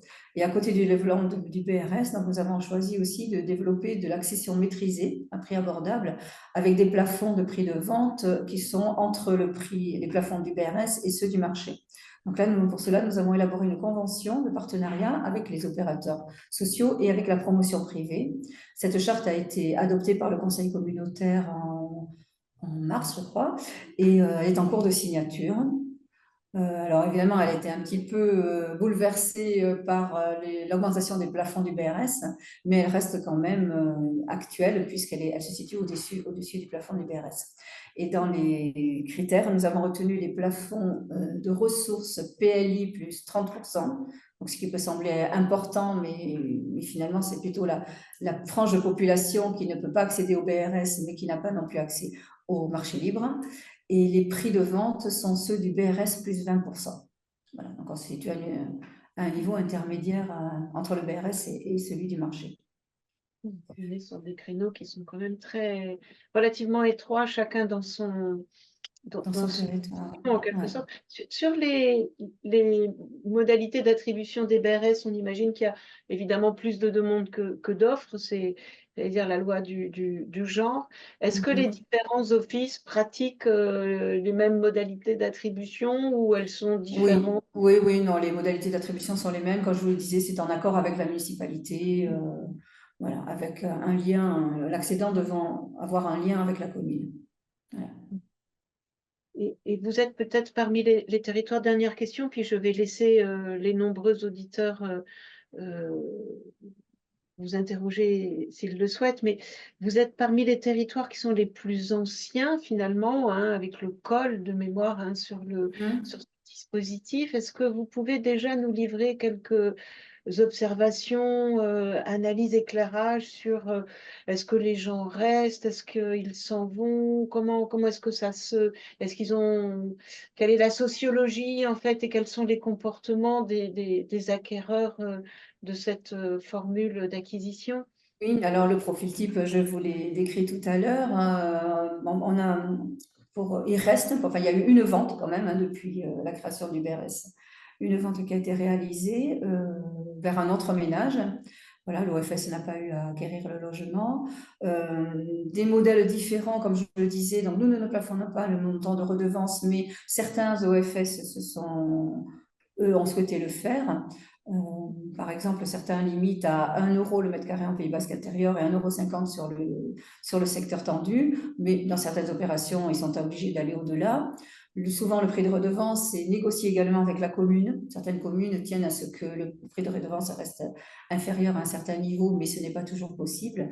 Et puis, dans certaines opérations, des opérateurs nous disent on va peut-être être appelé à moduler le prix de redevance en fonction des revenus du ménage pour pouvoir l'accueillir dans notre opération. Puisqu'évidemment, plus le prix de redevance est moindre, plus le prix d'acquisition est important et plus l'accès au prêt est compliqué. Voilà. Donc, pour certains ménages, il est préférable d'avoir un taux de redevance un peu plus élevé, mais de façon à pouvoir avoir accès au prêt de façon plus aisée. Voilà. Et de la même façon, du point de vue de l'opérateur, plus le prix de vente est faible, plus la marge est faible, et plus ils ont de difficultés à reconstituer leurs fonds propres pour pouvoir ensuite aller sur d'autres opérations. Donc tout ça, c'est quelque chose que nous observons. Pour l'instant, on n'a pas encore dressé de bilan très précis, mais c'est en cours. Oui, ils sont des équilibres assez subtils dans un contexte où le foncier est effectivement encore Oui, le très foncier est cher et rare encore. Ouais. les perspectives orientées à la baisse, même si on voit qu'il Dans les actions de la communauté, j'ai oublié que nous venions de créer une société, une SPL d'aménagement. Voilà. Et puis que nous avons fait le choix de développer des opérations d'aménagement public de façon à pouvoir justement avoir un effet sur le prix du foncier. Très bien, merci beaucoup, Madame Bourquet. Alors, vous avez sans doute plein de questions. Qui souhaite, on va arrêter pour le moment le partage d'écran. Qui souhaite prendre la parole? Il y a un dispositif de petites mains qui s'affiche normalement pour qu'on puisse vous donner la parole. Est-ce qu'il y a des questions à poser sur cette expérience, soit du côté de Bayonne, soit du côté de Caen, sur la façon dont cet outil est introduit dans les politiques locales, parce qu'il y a deux choses en fait. Il y a la façon dont on embarque cet outil dans les politiques locales, on voit bien quand même qu'on reste encore sur beaucoup d'ingénierie pour maîtriser la technique du dispositif, hein, que vous, mesdames, vous maîtrisez parfaitement, pour finalement une production de logement qui est quand même relativement modeste, mais qui est appelée à se développer. Est-ce que parmi les collectivités qui sont présentes, là, c'est quelque chose qui inquiète justement ce volet ingénierie importante?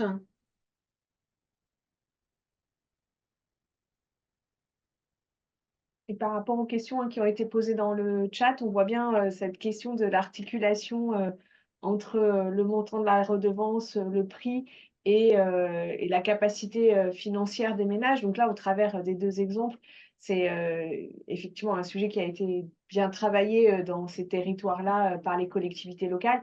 Et ça, c'est peut-être une question que j'aurais aussi à vous, finalement, enfin, en tout cas au Pays Basque, on voit que vous êtes vraiment rentré dans le montage des opérations avec vos opérateurs pour finalement en arriver aux conclusions et à la ligne que vous avez définie à la fois sur votre politique d'aide plutôt aux opérations d'acquisition, amélioration et sur finalement un apport en garantie qui est assez ouvert à ce stade. Ça a été un sujet, voilà, vous êtes rentré dans le concret des opérations avec les opérateurs, c'est ça? Avec Enfin, les opérateurs, oui, oui, tout ça, c'est issu d'un travail collaboratif avec les opérateurs, absolument. et donc, pour répondre à une question qui a été posée, hein, c'est certainement comme ça qu'en tant que collectivité, voilà, vous pouvez après mieux comprendre quelles sont les conditions pour que les montages d'opérations sur votre territoire et en fonction des conditions de prix, les ressources des ménages, etc., sont possibles. Est-ce qu'il y avait une question de participants? Peut-être qu'on peut faire un petit sondage parmi les collectivités qui sont là, en levant peut-être la main où il y a des façons de se signaler, qui s'interrogent pour avancer vers la constitution, la construction d'un OFS, soit en s'appuyant sur des opérateurs, soit en l'intégrant dans des outils de sa collectivité, GIP, ou directement en régie. Peut-être que vous pouvez nous répondre. Oui. Alors, il y a une petite main qui se lève chez Madame Céline Barbin. On vous donne la Oui, parole. bonjour. Vous Oui, avez bonjour. une caméra, je ne sais pas. Oui, alors attendez, je vais essayer de la rétablir.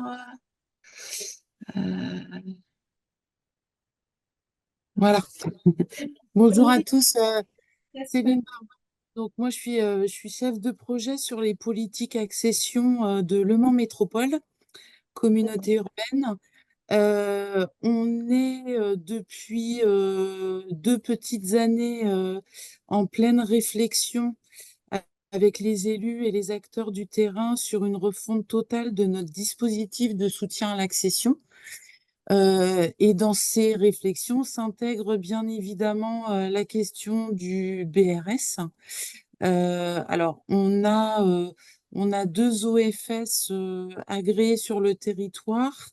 C'est vrai que nous, on se questionne beaucoup sur ce montage. Alors, le PSLA fonctionnant bon an, mal an actuellement sur le territoire, on se pose la question de la réelle plus-value du BRS parce qu'à part la ville du Mans, on est sur une agglo de 20 communes et à part la ville du Mans, on est sur des communes en zone B, E et C. Et effectivement, moi, c'était dans les questions que j'avais un peu posées là pendant la séance, c'est comment effectivement on peut s'assurer que la redevance qui va être appliquée par l'OFS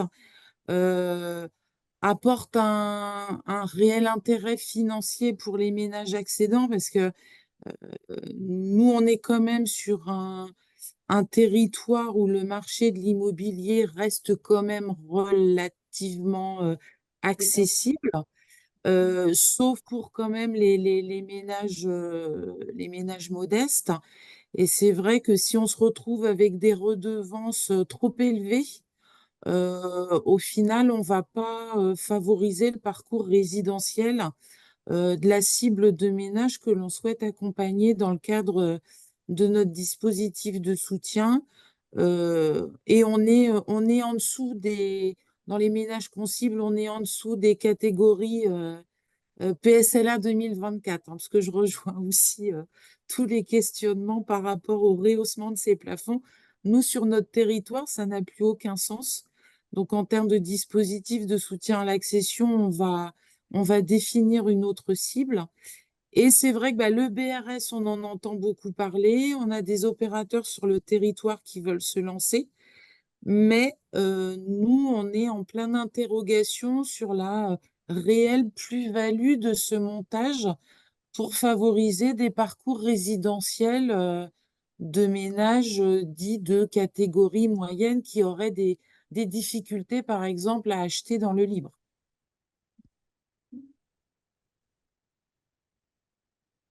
Alors, réelle plus-value, finalement, dans votre territoire, Madame Ourquet, il y a un peu tout type de collectivité. Il y a à la fois du très très tendu, mais il y a peut-être aussi des configurations. Finalement, on est sur des zones de moindre tension. Oui, alors sur la zone tendue, l'intérêt, hein, c'est évidemment d'éviter l'effet spéculatif du PSLA, hein. Une maison, le directeur d'école aime bien citer le cas d'une maison qui avait été vendue en PSLA à 150 000 euros et qui, 6 ans après, une fois que la clause anti-spéculative est tombée, s'est revendue à 460 000 euros. Voilà, donc ça, on veut absolument l'éviter. Et puis, donc, le fait que le BRS reste à vitam aeternam dans le quota SRU sur les 16 communes que nous comprenons, c'est quand même assez important. Mais on a vu que voilà, même en Pays Basque intérieur, où il y a quand même des difficultés parce que les maisons sont de grosses maisons assez importantes en acquisition-amélioration, c'est un élément qui reste, c'est un produit qui reste intéressant pour pouvoir justement produire du produit en accession à la propriété pour des jeunes ménages. Et comme je disais, l'essentiel des opérations, c'est de la division de grosses maisons. Donc, un jeune ménage n'aurait pas les moyens d'acheter cette maison et de faire les travaux d'amélioration. Alors que là, avec le portage par un OFS du foncier, qui parfois même d'ailleurs intègre des travaux d'amélioration sur le coût du foncier et la division en 2 ou 3 logements, l'opération reste possible. Et ça permet de maintenir des populations, des jeunes ménages dans des communes qui sinon auraient été obligés d'aller habiter ailleurs. Mmh. Voilà. Mais effectivement, sur un territoire comme le vôtre, où il n'y a pas de tension immobilière, il y a peut-être moins d'intérêt. Il y en a un petit peu plus que ce qu'on a connu précédemment, puisque la ville du Mans est quand même passée en zone B1, mais ce qui n'était pas le cas jusqu'à il y a encore un an. Mais effectivement, on est un peu entre deux aujourd'hui en termes de profil de marché, et du coup, on a des interrogations. Alors, le BRS, pour autant, intéresse quand même nos élus sur l'aspect un maintien d'un parc abordable dans la durée, puisqu'on a pu effectivement constater, comme vous, diverses spéculations sur des biens financés en PSLA, sur lesquels on avait mis aussi une aide propre. Et effectivement, au moins avec le BRS, on se dit que ça maintient un parc abordable dans la durée. Et donc, au Pays Basque, vous avez plus de PSLA sur une Alors, partie. on n'en a pas fait ces dernières années, et curieusement, 14 PSLA l'année dernière, dans une opération un peu particulière, voilà. Mais que nous n'avons pas accompagné. Enfin, nous avons juste garanti le prêt, mais sans plus. Et à Caen-la-Mer, par contre, il y a encore une coexistence, y compris d'un dispositif d'aide au PSLA. Est-ce que ça, il n'y a pas un risque aussi de concurrence, entre guillemets, entre les produits? Alors, le BRS, bon, est réservé à 11 communes, et le PSLA peut continuer sur le reste du territoire. Mais c'est vrai que, c'est vraiment ce qui a été dit, hein, quand il y a un gros écart quand les prix du marché libre sont très élevés et que les collectivités mettent de l'argent public dans le PSLA, et puis voilà, comme le disait tout à l'heure la collègue du Pays Basque, c'est revendu beaucoup plus cher. Bon, ça interroge vraiment, vraiment les élus. Donc c'est vrai que sur le PSLA, pour l'instant, on le maintient parce que bon, aussi, il faut, sur notre territoire, bon, c'est vrai qu'il faut aussi offrir aux autres communes un dispositif d'accompagnement à l'accession à la propriété. Mais bon, on est vraiment dans les réflexions là, sur le futur volet habitat du PLUI. Donc, faut de toute façon un dispositif qui couvre l'ensemble du territoire, parce que chez nous, dans notre gouvernance politique, c'est vrai qu'il y a toujours une volonté que voilà, des territoires soient pas oubliés. Donc, il va falloir un dispositif qui couvre tout le territoire. Mais c'est vrai que cet apport de subventions au PSLA en one shot entre guillemets, c'est vraiment problématique malgré tout, quoi, hein. Oui, Parce que ça c'est marche. vraiment beaucoup d'aide publique et puis voilà, c'est juste un coup et après ça repart dans le parc privé et là, bon, au prix du privé. Oui, Donc ça, c'est forcément. Sur les zones très tendues, on le voit bien, ça a été ouais. un argument utilisé par les élus rennais en particulier et d'autres des grandes métropoles qui se sont lancés dans ce dispositif. Le projet de loi, je le disais en introduction, hein, apporte de nouveaux éléments. Alors, il n'est pas encore voté, on est encore en discussion, etc. Mais vous nous disiez, et c'était particulièrement vrai sur le Pays Basque et peut-être aussi à Caen-la-Mer, d'ailleurs, ou dans d'autres territoires présents ce matin, le BRS, c'est aussi un intérêt pour les élus qui sont carencés, parce que ça leur permet de s'orienter vers cette formule. L'introduction du logement locatif intermédiaire dans la comptabilisation du quota SRU, est-ce que c'est de nature à venir euh, réduire peut-être l'intérêt que le BRS pouvait avoir sur, on est sur du spéculatif évidemment, mais qu'est-ce que vous en pensez de votre côté, Fabienne, Marie-Hélène, je ne sais pas. Alors, en ce Alors qui concerne le Pays Basque, notre président est totalement contre l'intégration du LLI dans le quota SRU, hein, d'autant plus que c'est un produit qui peut être revendu et donc remis sur le marché privé au bout de 10 ou 15 ans. Donc, c'est pas un produit que nous favoriserons. Voilà.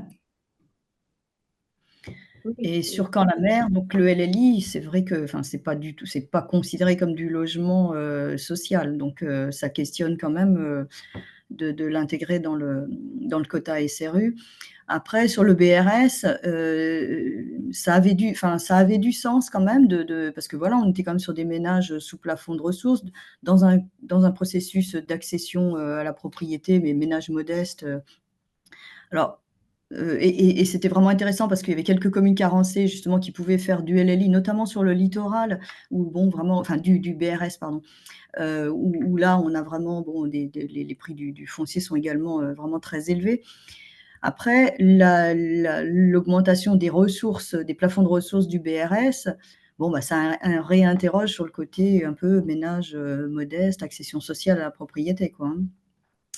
Mais bon, c'est vrai que c'était un argument qui plaisait beaucoup, beaucoup à nos élus, hein, que le BRS, parce qu'il y avait de l'aide publique, parce qu'on était sur des ménages sous plafond de ressources, parce que c'était des logements qui étaient définitivement destinés à des ménages sous plafond de ressources. Donc que ça rentre dans le quota SRU, oui, ça convenait vraiment à notre territoire.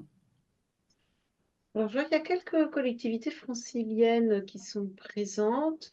Peut-être qu'elles pourraient nous dire où en sont la réflexion de leurs élus et des équipes sur cette question des OFS, du BRS. Est-ce que ça les intéresse? Est-ce qu'elles pensent que voilà, c'est pas du tout à l'ordre du jour?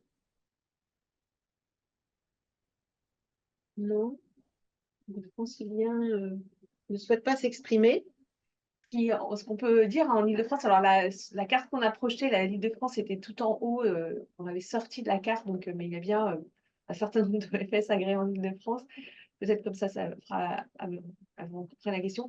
Et donc, mais ce qui est en termes de production, c'est vrai qu'il y a eu un peu un retard par rapport, par exemple, au Pays Basque sur le démarrage, mais maintenant on a voilà, un nombre d'opérations lancées qui est vraiment très significatif, et à la fois avec des OFS de collectivités locales, puisque donc on a Paris, Plaine Commune, les Yvelines qui ont des OFS de collectivités locales, Est Ensemble qui prend aussi appui sur son OPH. Et on a ensuite des politiques locales qui se sont développées de la part d'un certain nombre de communes. Et puis après, on a des OFS, donc on a la COP foncière francilienne auquel adhèrent un certain nombre de collectivités. Donc par exemple, la CA de Cergy-Pontoise qui a témoigné dans le chat. Et puis après, voilà, des bailleurs agréés, enfin, des associations, enfin, on a une grande diversité d'OFS aujourd'hui et une production qui démarre assez fortement. On a Une question de Christelle Jaouen. Donc, On est à Tours, on part à Tours. Christelle, c'est à vous. Oui, bonjour à tous. Alors, c'est pas trop une question, c'est plus un témoignage en fait par rapport à l'action de Tours Métropole. On va valider nous définitivement notre 4e PLH à la fin du mois de juin et on a une fiche action dédiée du coup à l'accession abordable et notamment au BRS que la métropole se propose de soutenir. Alors, pour vous donner un peu l'intégralité, nous, de notre fiche action, on va aider au BRS dans le 9 notre OPH métropolitain. On ouvre le BRS, enfin une aide au ménage, hein, je ne parle que d'aide au ménage. On ouvre une aide au BRS dans l'acquisition amélioration à tous les bailleurs et on devrait restreindre notre aide au PSLA sur les communes plus détendues de la métropole. Donc ça rejoint un peu tout ce que vous évoquiez dans les différents témoignages, mais en tout cas, voilà, pour témoigner de ce qui se passe sur Tours, on est plutôt dans de l'aide aux ménages et dans de l'aide finalement aux OFS déjà constitués. On en a un certain nombre de bailleurs sur notre territoire qui ont déjà été aidés agréés par les services de l'État, notamment de bailleurs nationaux, mais on a aussi notre office métropolitain qui en a un qui va être agréé prochainement. Alors, est-ce que c'est le cas dans les autres territoires? Poitiers, par exemple? Et est-ce que vous avez fixé pour votre aide des conditions par rapport à l'aide que vous allez apporter aux ménages sur la métropole de Alors, Tours? en fait, tout est en cours de réflexion. D'accord. Voilà, on a des idées, on a écrit des choses, mais c'est vrai que voilà, on avance au fur et à mesure. En tout cas, là où on est certain, c'est sur l'aide aux ménages. Mais Alors, ça va quand même. Enfin, on devrait avoir notre dispositif vraiment de calé à la rentrée. Donc voilà, là c'est quelque chose qui va être effectif logiquement dès 2024 sur notre territoire. On a des crédits budgétés au BP 2024. Donc, l'idée, c'est plutôt d'aider les structures existantes, de ne pas créer de structures Tout à propres. fait. Oui, Peut-être oui. qu'on est plus loin que ce que la métropole souhaite faire, mais d'accompagner en aidant les ménages. À Poitiers, comment ça se présente? Bonjour Armelle. Bonjour. Du coup, nous, on a eu une réflexion il y a peut-être un an en informant nos élus sur ce dispositif qui les intéresse en soi. Mais c'est vrai qu'au titre de notre observatoire du foncier et de l'habitat, on s'est dit on était encore un territoire qui commence à être tendu au sens où on l'entend pour une collectivité comme la nôtre, mais qui n'a pas encore des enjeux suffisamment important de ce point de vue pour envisager de développer vraiment le bail réel solidaire, même si en fait ça nous paraît intéressant qu'on a évalué au regard de nos bailleurs et de la structuration différents types de possibilités en fait pour mener à bien des opérations en bail réel solidaire. Mais aujourd'hui, ça nous semble un peu prématuré. Par contre, clairement, je pense que nous, le PLH, il se termine fin 2025. Et je pense que ça peut être une action qui sera, en tout cas, mise en avant par le biais plus large de l'accession sociale à la propriété dans le cadre du prochain PLH, parce que les coûts du foncier augmentent quand même. On a Poitiers qui est en B1. Et de toute façon, si on envisageait de le développer, ce serait d'abord, logiquement, plutôt à Poitiers, nous, au regard de l'évolution des prix dans le centre-ville, en fait. Après, sur les communes SRU, on regarde le prix du foncier et on se dit aujourd'hui, bon, voilà, ça augmente, hein, mais c'est pas non plus, c'est pas encore voilà, des communes qui sont extrêmement tendues du point de vue du pro mètre carré pour envisager ce produit comme vraiment complémentaire à d'autres, en fait. Hmm. Et ce sera à évaluer sur un plus long terme, ça c'est sûr, comme un produit pertinent. D'autres territoires dans cette situation, Je finalement, voulais simplement, si c'est possible, préciser, nous, ce sera une aide au ménage, mais qu'on versera à l'OFS quand même. On ne versera pas directement au bénéfice des ménages, mais versé à l'OFS pour qu'il n'y ait pas d'ambiguïté sur ce qu'on souhaite mettre en place. Après, il pourra l'utiliser assez librement, c'est ça, l'OFS. Enfin, Oui, vous n'avez pas défini, est-ce que ça doit financer le foncier, est-ce que ça doit financer plutôt faire baisser les droits réels, etc. Pour l'instant, non, c'est pas. c'est l'OFS qui montera l'opération pour que ce soit le plus pertinent. voilà, l'idée, c'est vraiment de minimiser le coût du bien dans sa globalité pour le ménage bénéficiaire, finalement. C'est bien l'état d'esprit que les élus ont souhaité mettre en avant. Précisé au Pays Basque, donc je dis qu'il y a une subvention de 30 000 euros par logement à l'opérateur, par contre, mais qui vient réellement en déduction du prix de vente à l'acquéreur. Donc, en définitive, il bénéficie à l'acquéreur, bien sûr, mais il est versé à l'opérateur. C'est comme une aide directe en quelque sorte Voilà, à l'acquéreur. à l'acquéreur, ouais.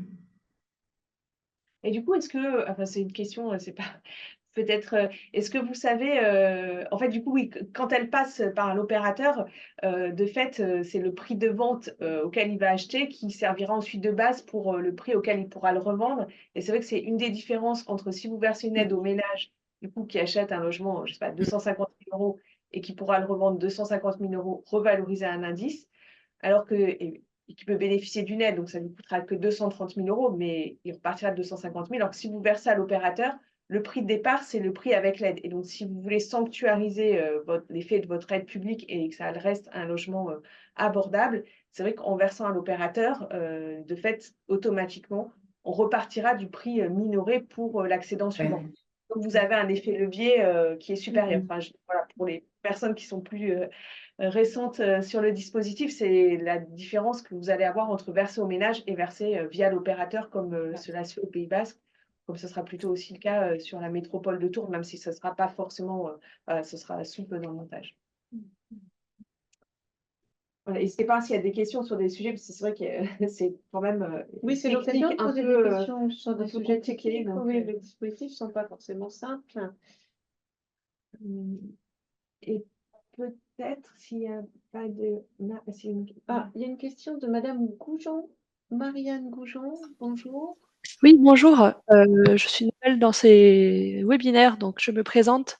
Je suis Marianne Goujon, chargée de stratégie foncière et immobilière à l'Eurométropole de Strasbourg pour le service habitat. Concernant la position de l'Eurométropole sur le BRS, la métropole soutient activement le BRS, même le privilégie au PSLA, comme ce qui a pu être présenté par les autres collectivités. Donc, il y a la question de l'apport de foncier qui est travaillé via les DIA, via les projets d'aménagement qu'on peut avoir sur le territoire. On a aussi la question de la concurrence avec le logement social qui a été un petit peu abordée par les autres personnes, qui est également traité, notamment en lien dans notre PLU, notre plan local d'urbanisme. On autorise que le BRS puisse répondre aux exigences des secteurs de mixité sociale, mais en le limitant en pourcentage et aussi en obligeant dans les communes déficitaires à réaliser 30% de PLAI en échange de pouvoir faire du BRS dans les permis de construire. Donc ça, c'est des réflexions que l'on a en cours et qui se développent au fur et à mesure de nos modifications de PLU. Dans le cadre Voilà. de mixité sociale, alors, j'imagine? Excusez-moi, ça a un peu coupé. Dans le cadre de contrats de mixité sociale signés avec les communes, alors, j'imagine? Oui aussi, ça fait partie, des indications qu'on intègre dans les contrats de mixité sociale, mais c'est aussi dans les opérations, vraiment les permis de construire, comme c'est inscrit au PLU, maintenant on peut avoir la main aussi, via ce levier-là. Et aujourd'hui la grande question, enfin le travail, on va dire, principal sur lequel, on réfléchit, c'est la prise en garantie, des prêts, donc des prêts Gaïa, mais aussi des prêts de l'Action Logement. On se posait beaucoup la question des contreparties à ces prises en garantie. Parce qu'aujourd'hui, on est en zonage très tendu à Strasbourg depuis, octobre 2023, on est en zone A, des zones ABC. Donc on a vu les prix aussi, augmenter énormément, que ce soit donc les niveaux de ressources ou les, niveaux aussi de prix de vente. Et on se posait la question aussi c'est vrai que le BRS et les OFS peuvent sembler des organismes solides, mais elles sont aussi confrontées, aux aléas de la crise immobilière qui touche, le marché immobilier aujourd'hui. Et donc en échange de la prise en garantie, des prêts, qu'ils réalisent, la question de la sécurité financière de ces prêts, se pose, sachant que contrairement au logement social, on ne peut pas demander de contrepartie hypothécaire. Enfin, vu la complexité du statut des OFS et du BRS, l'hypothèque n'est pas un critère possible, en tout cas de ce qu'on a vu. Et donc, on cherche à avoir des retours d'expérience sur ces prises en garantie. Est-ce que des conditions financières ont pu enfin, de sécurité financière ont pu être développés par d'autres territoires pour sécuriser la collectivité sur ces prises en garantie. Ce n'est pas le cas en tout cas au Pays Basque. On garantit les prêts comme on garantit tous les autres prêts du logement social. Voilà. D'accord. Ouais. Merci. Je ne sais pas si quand la maire veut témoigner, ce qu'on peut voir aujourd'hui, c'est qu'il y a plutôt des collectivités qui commencent à définir, enfin peu, hein, mais des conditions pour octroyer leurs prêts plutôt sur quelle est la charge foncière financée, le prix de vente, etc. Enfin, qui vont s'assurer avant d'apporter leur garantie que l'opération va bien répondre aux besoins des ménages qu'elle cible. Je pense qu'il y a un travail qui a été fait en lien avec les opérateurs sur la métropole de Bordeaux, par exemple.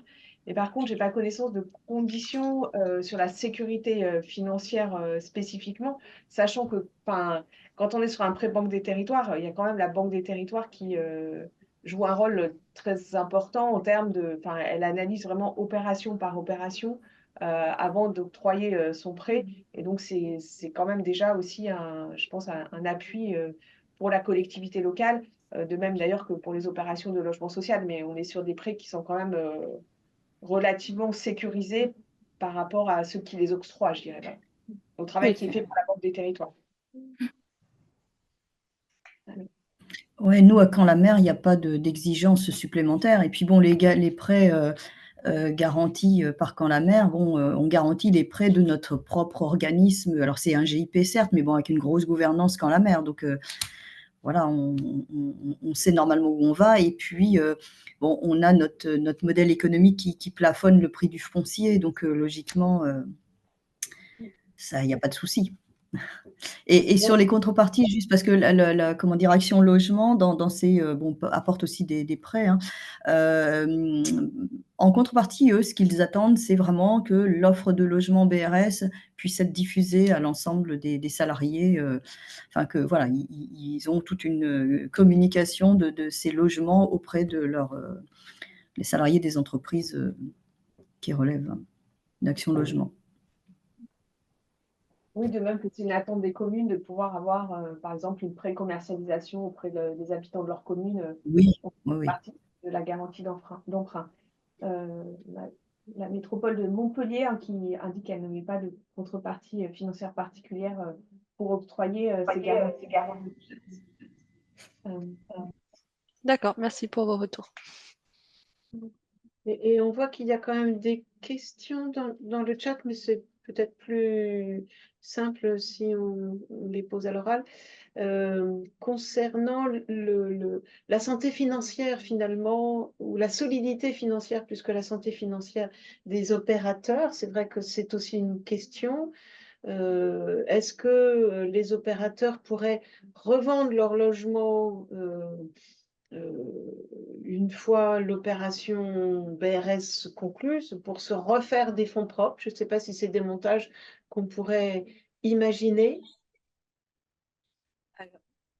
En tout cas, des discussions que nous avons avec les opérateurs, c'est bien ce qui se passe, oui. D'où cette discussion sur le prix de vente et sur les marges acceptables pour pouvoir reconstituer des fonds propres et aller ensuite réaliser d'autres opérations. Après, l'opérateur lui-même, une fois qu'il a vendu les logements, il ne connaît plus. C'est l'OFS qui reste propriétaire et qui perçoit la redevance. Ensuite, pour répondre peut-être à la question techniquement aussi, c'est vrai que l'OFS, donc dans la durée, le modèle de base, c'est que c'est le ménage qui revend lui-même ses droits réels à un autre ménage. D'ailleurs, comme vous l'avez dit, Madame Bouquet, ça repasse pas. Le ménage va être juste agréé par l'OFS, mais la mutation va se faire entre un ménage et un autre ménage. Ensuite, le fait de éventuellement reconstituer un logement classique et de le revendre en pleine propriété. En tout cas, aujourd'hui, ce n'est pas le modèle sur lequel est fondé le bail réel solidaire, puisque l'idée, c'est vraiment ce lissage dans la durée du foncier. Et puis, ce n'est pas forcément non plus, du point de vue des collectivités, ce qui est souhaité au travers de ce modèle. Après, voilà, je veux dire de quoi l'avenir sera fait, mais en tout cas, ce n'est pas ce qui est sous-jacent au modèle, qui est plutôt ce portage dans la très longue durée. Et par contre, pour la question de la reconstitution des fonds propres, à la fois, il y a la modalité qu'évoque Madame Mourquet au travers de la marge sur les droits réels à la première vente, et puis aussi dans la redevance, on peut inclure une petite partie de reconstitution des... Enfin, en général, d'ailleurs, c'est comme ça qu'on calcule le montant de la redevance, hein. On prévoit de reconstituer les fonds propres apportés à l'opération au départ. Soit on les inclut dans le prix de vente au départ, soit on les fait financer par la redevance dans la durée, ce qui évidemment n'a pas le même effet parce qu'on récupère à plus ou moins long terme ces fonds propres. Mais en tout cas, l'idée est bien que ces fonds propres soient récupérés sur une durée donnée. Le fait d'ailleurs que la redevance soit perpétuelle interroge beaucoup de nos élus, forcément, puisque le prix du foncier, il est amorti au bout de quelques années, même si elles sont nombreuses. Mais voilà, donc certains qui souhaitaient que l'OFS suspende la perception de cette redevance au bout de, par exemple, 50 ans ou 60 ans, quand ils auraient amorti le foncier. Voilà, mais non, ce n'est pas possible.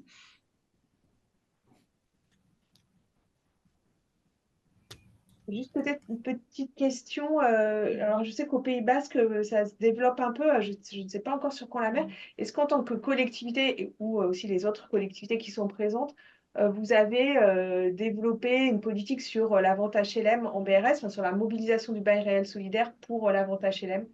Je crois qu'il y a des Oui, expériences. alors notre opérateur communautaire, effectivement, pratique la vente HLM via le BRS. Voilà, mais pour l'instant, je n'ai pas encore le bilan du nombre de logements qu'il aurait vendu sous cette forme-là. Mais oui, c'est ça le fait. Est-ce que vous avez voilà, Alors, pensé par contre, là, bon, ça, c'est de est-ce que la vous avez... vente dans l'ancien, mais nous n'intervenons pas. Voilà. D'accord.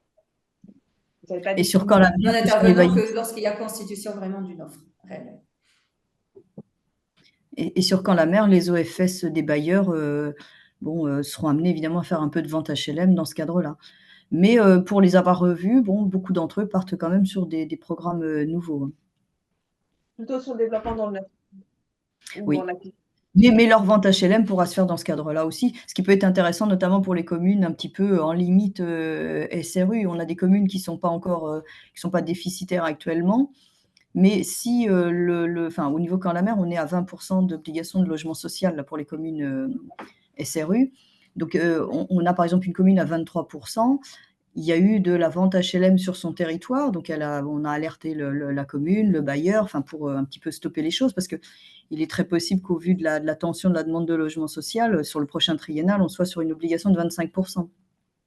Donc c'est vrai que dans ce cadre-là, bon, la vente HLM, si elle se fait en BRS, ça peut être pertinent, parce que ça maintient au moins dans le parc ces logements comptabilisés SRU, quoi. On peut aussi imaginer sur ces communes périphériques avec des petits bourgs où il y a beaucoup de vacances que le BRS soit un outil en acquisition-amélioration qui permette justement de revitaliser un peu ces petits bourgs. Oui, alors après, bon, si les petits bourgs sont dans du zonage C, alors déjà, on a du mal on n'a pas la délégation des aides à la pierre, on a déjà du mal à avoir des agréments de logements sociaux.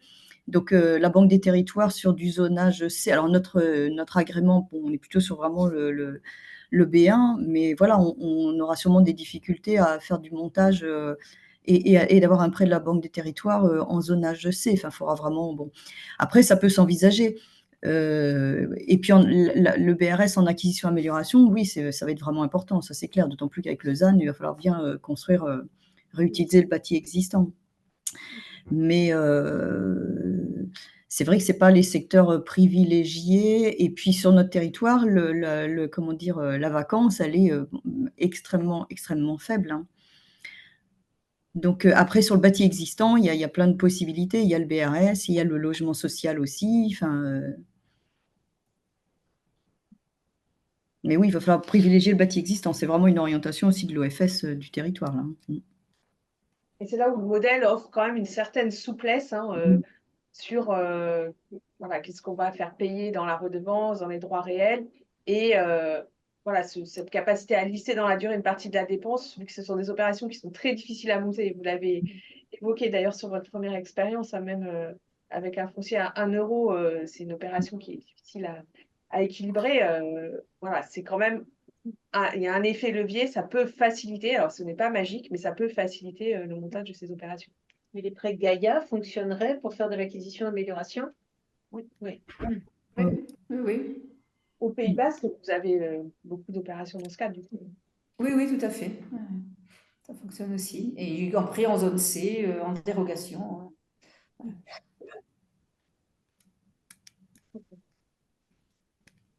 Est-ce qu'il y a d'autres questions, souhaits, témoignages, commentaires?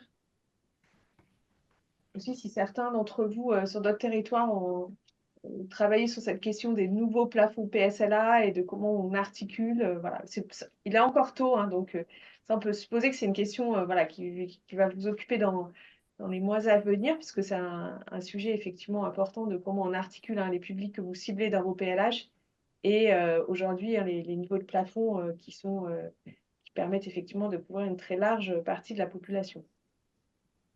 Alors peut-être que c'est des éléments qu'on retrouvera dans notre prochain webinaire, hein, qui va avoir lieu le 19 septembre, c'est toujours un jeudi, où on traitera plus particulièrement des politiques du parc privé avec les témoignages de Tours, et on les remercie notamment. Bien, écoutez, il nous reste à remercier chaleureusement nos deux intervenantes et puis à vous dire à bientôt pour une prochaine séance. Au revoir. Merci beaucoup. Merci beaucoup. Au revoir. Bonne Au revoir. journée à tout le monde. Au revoir.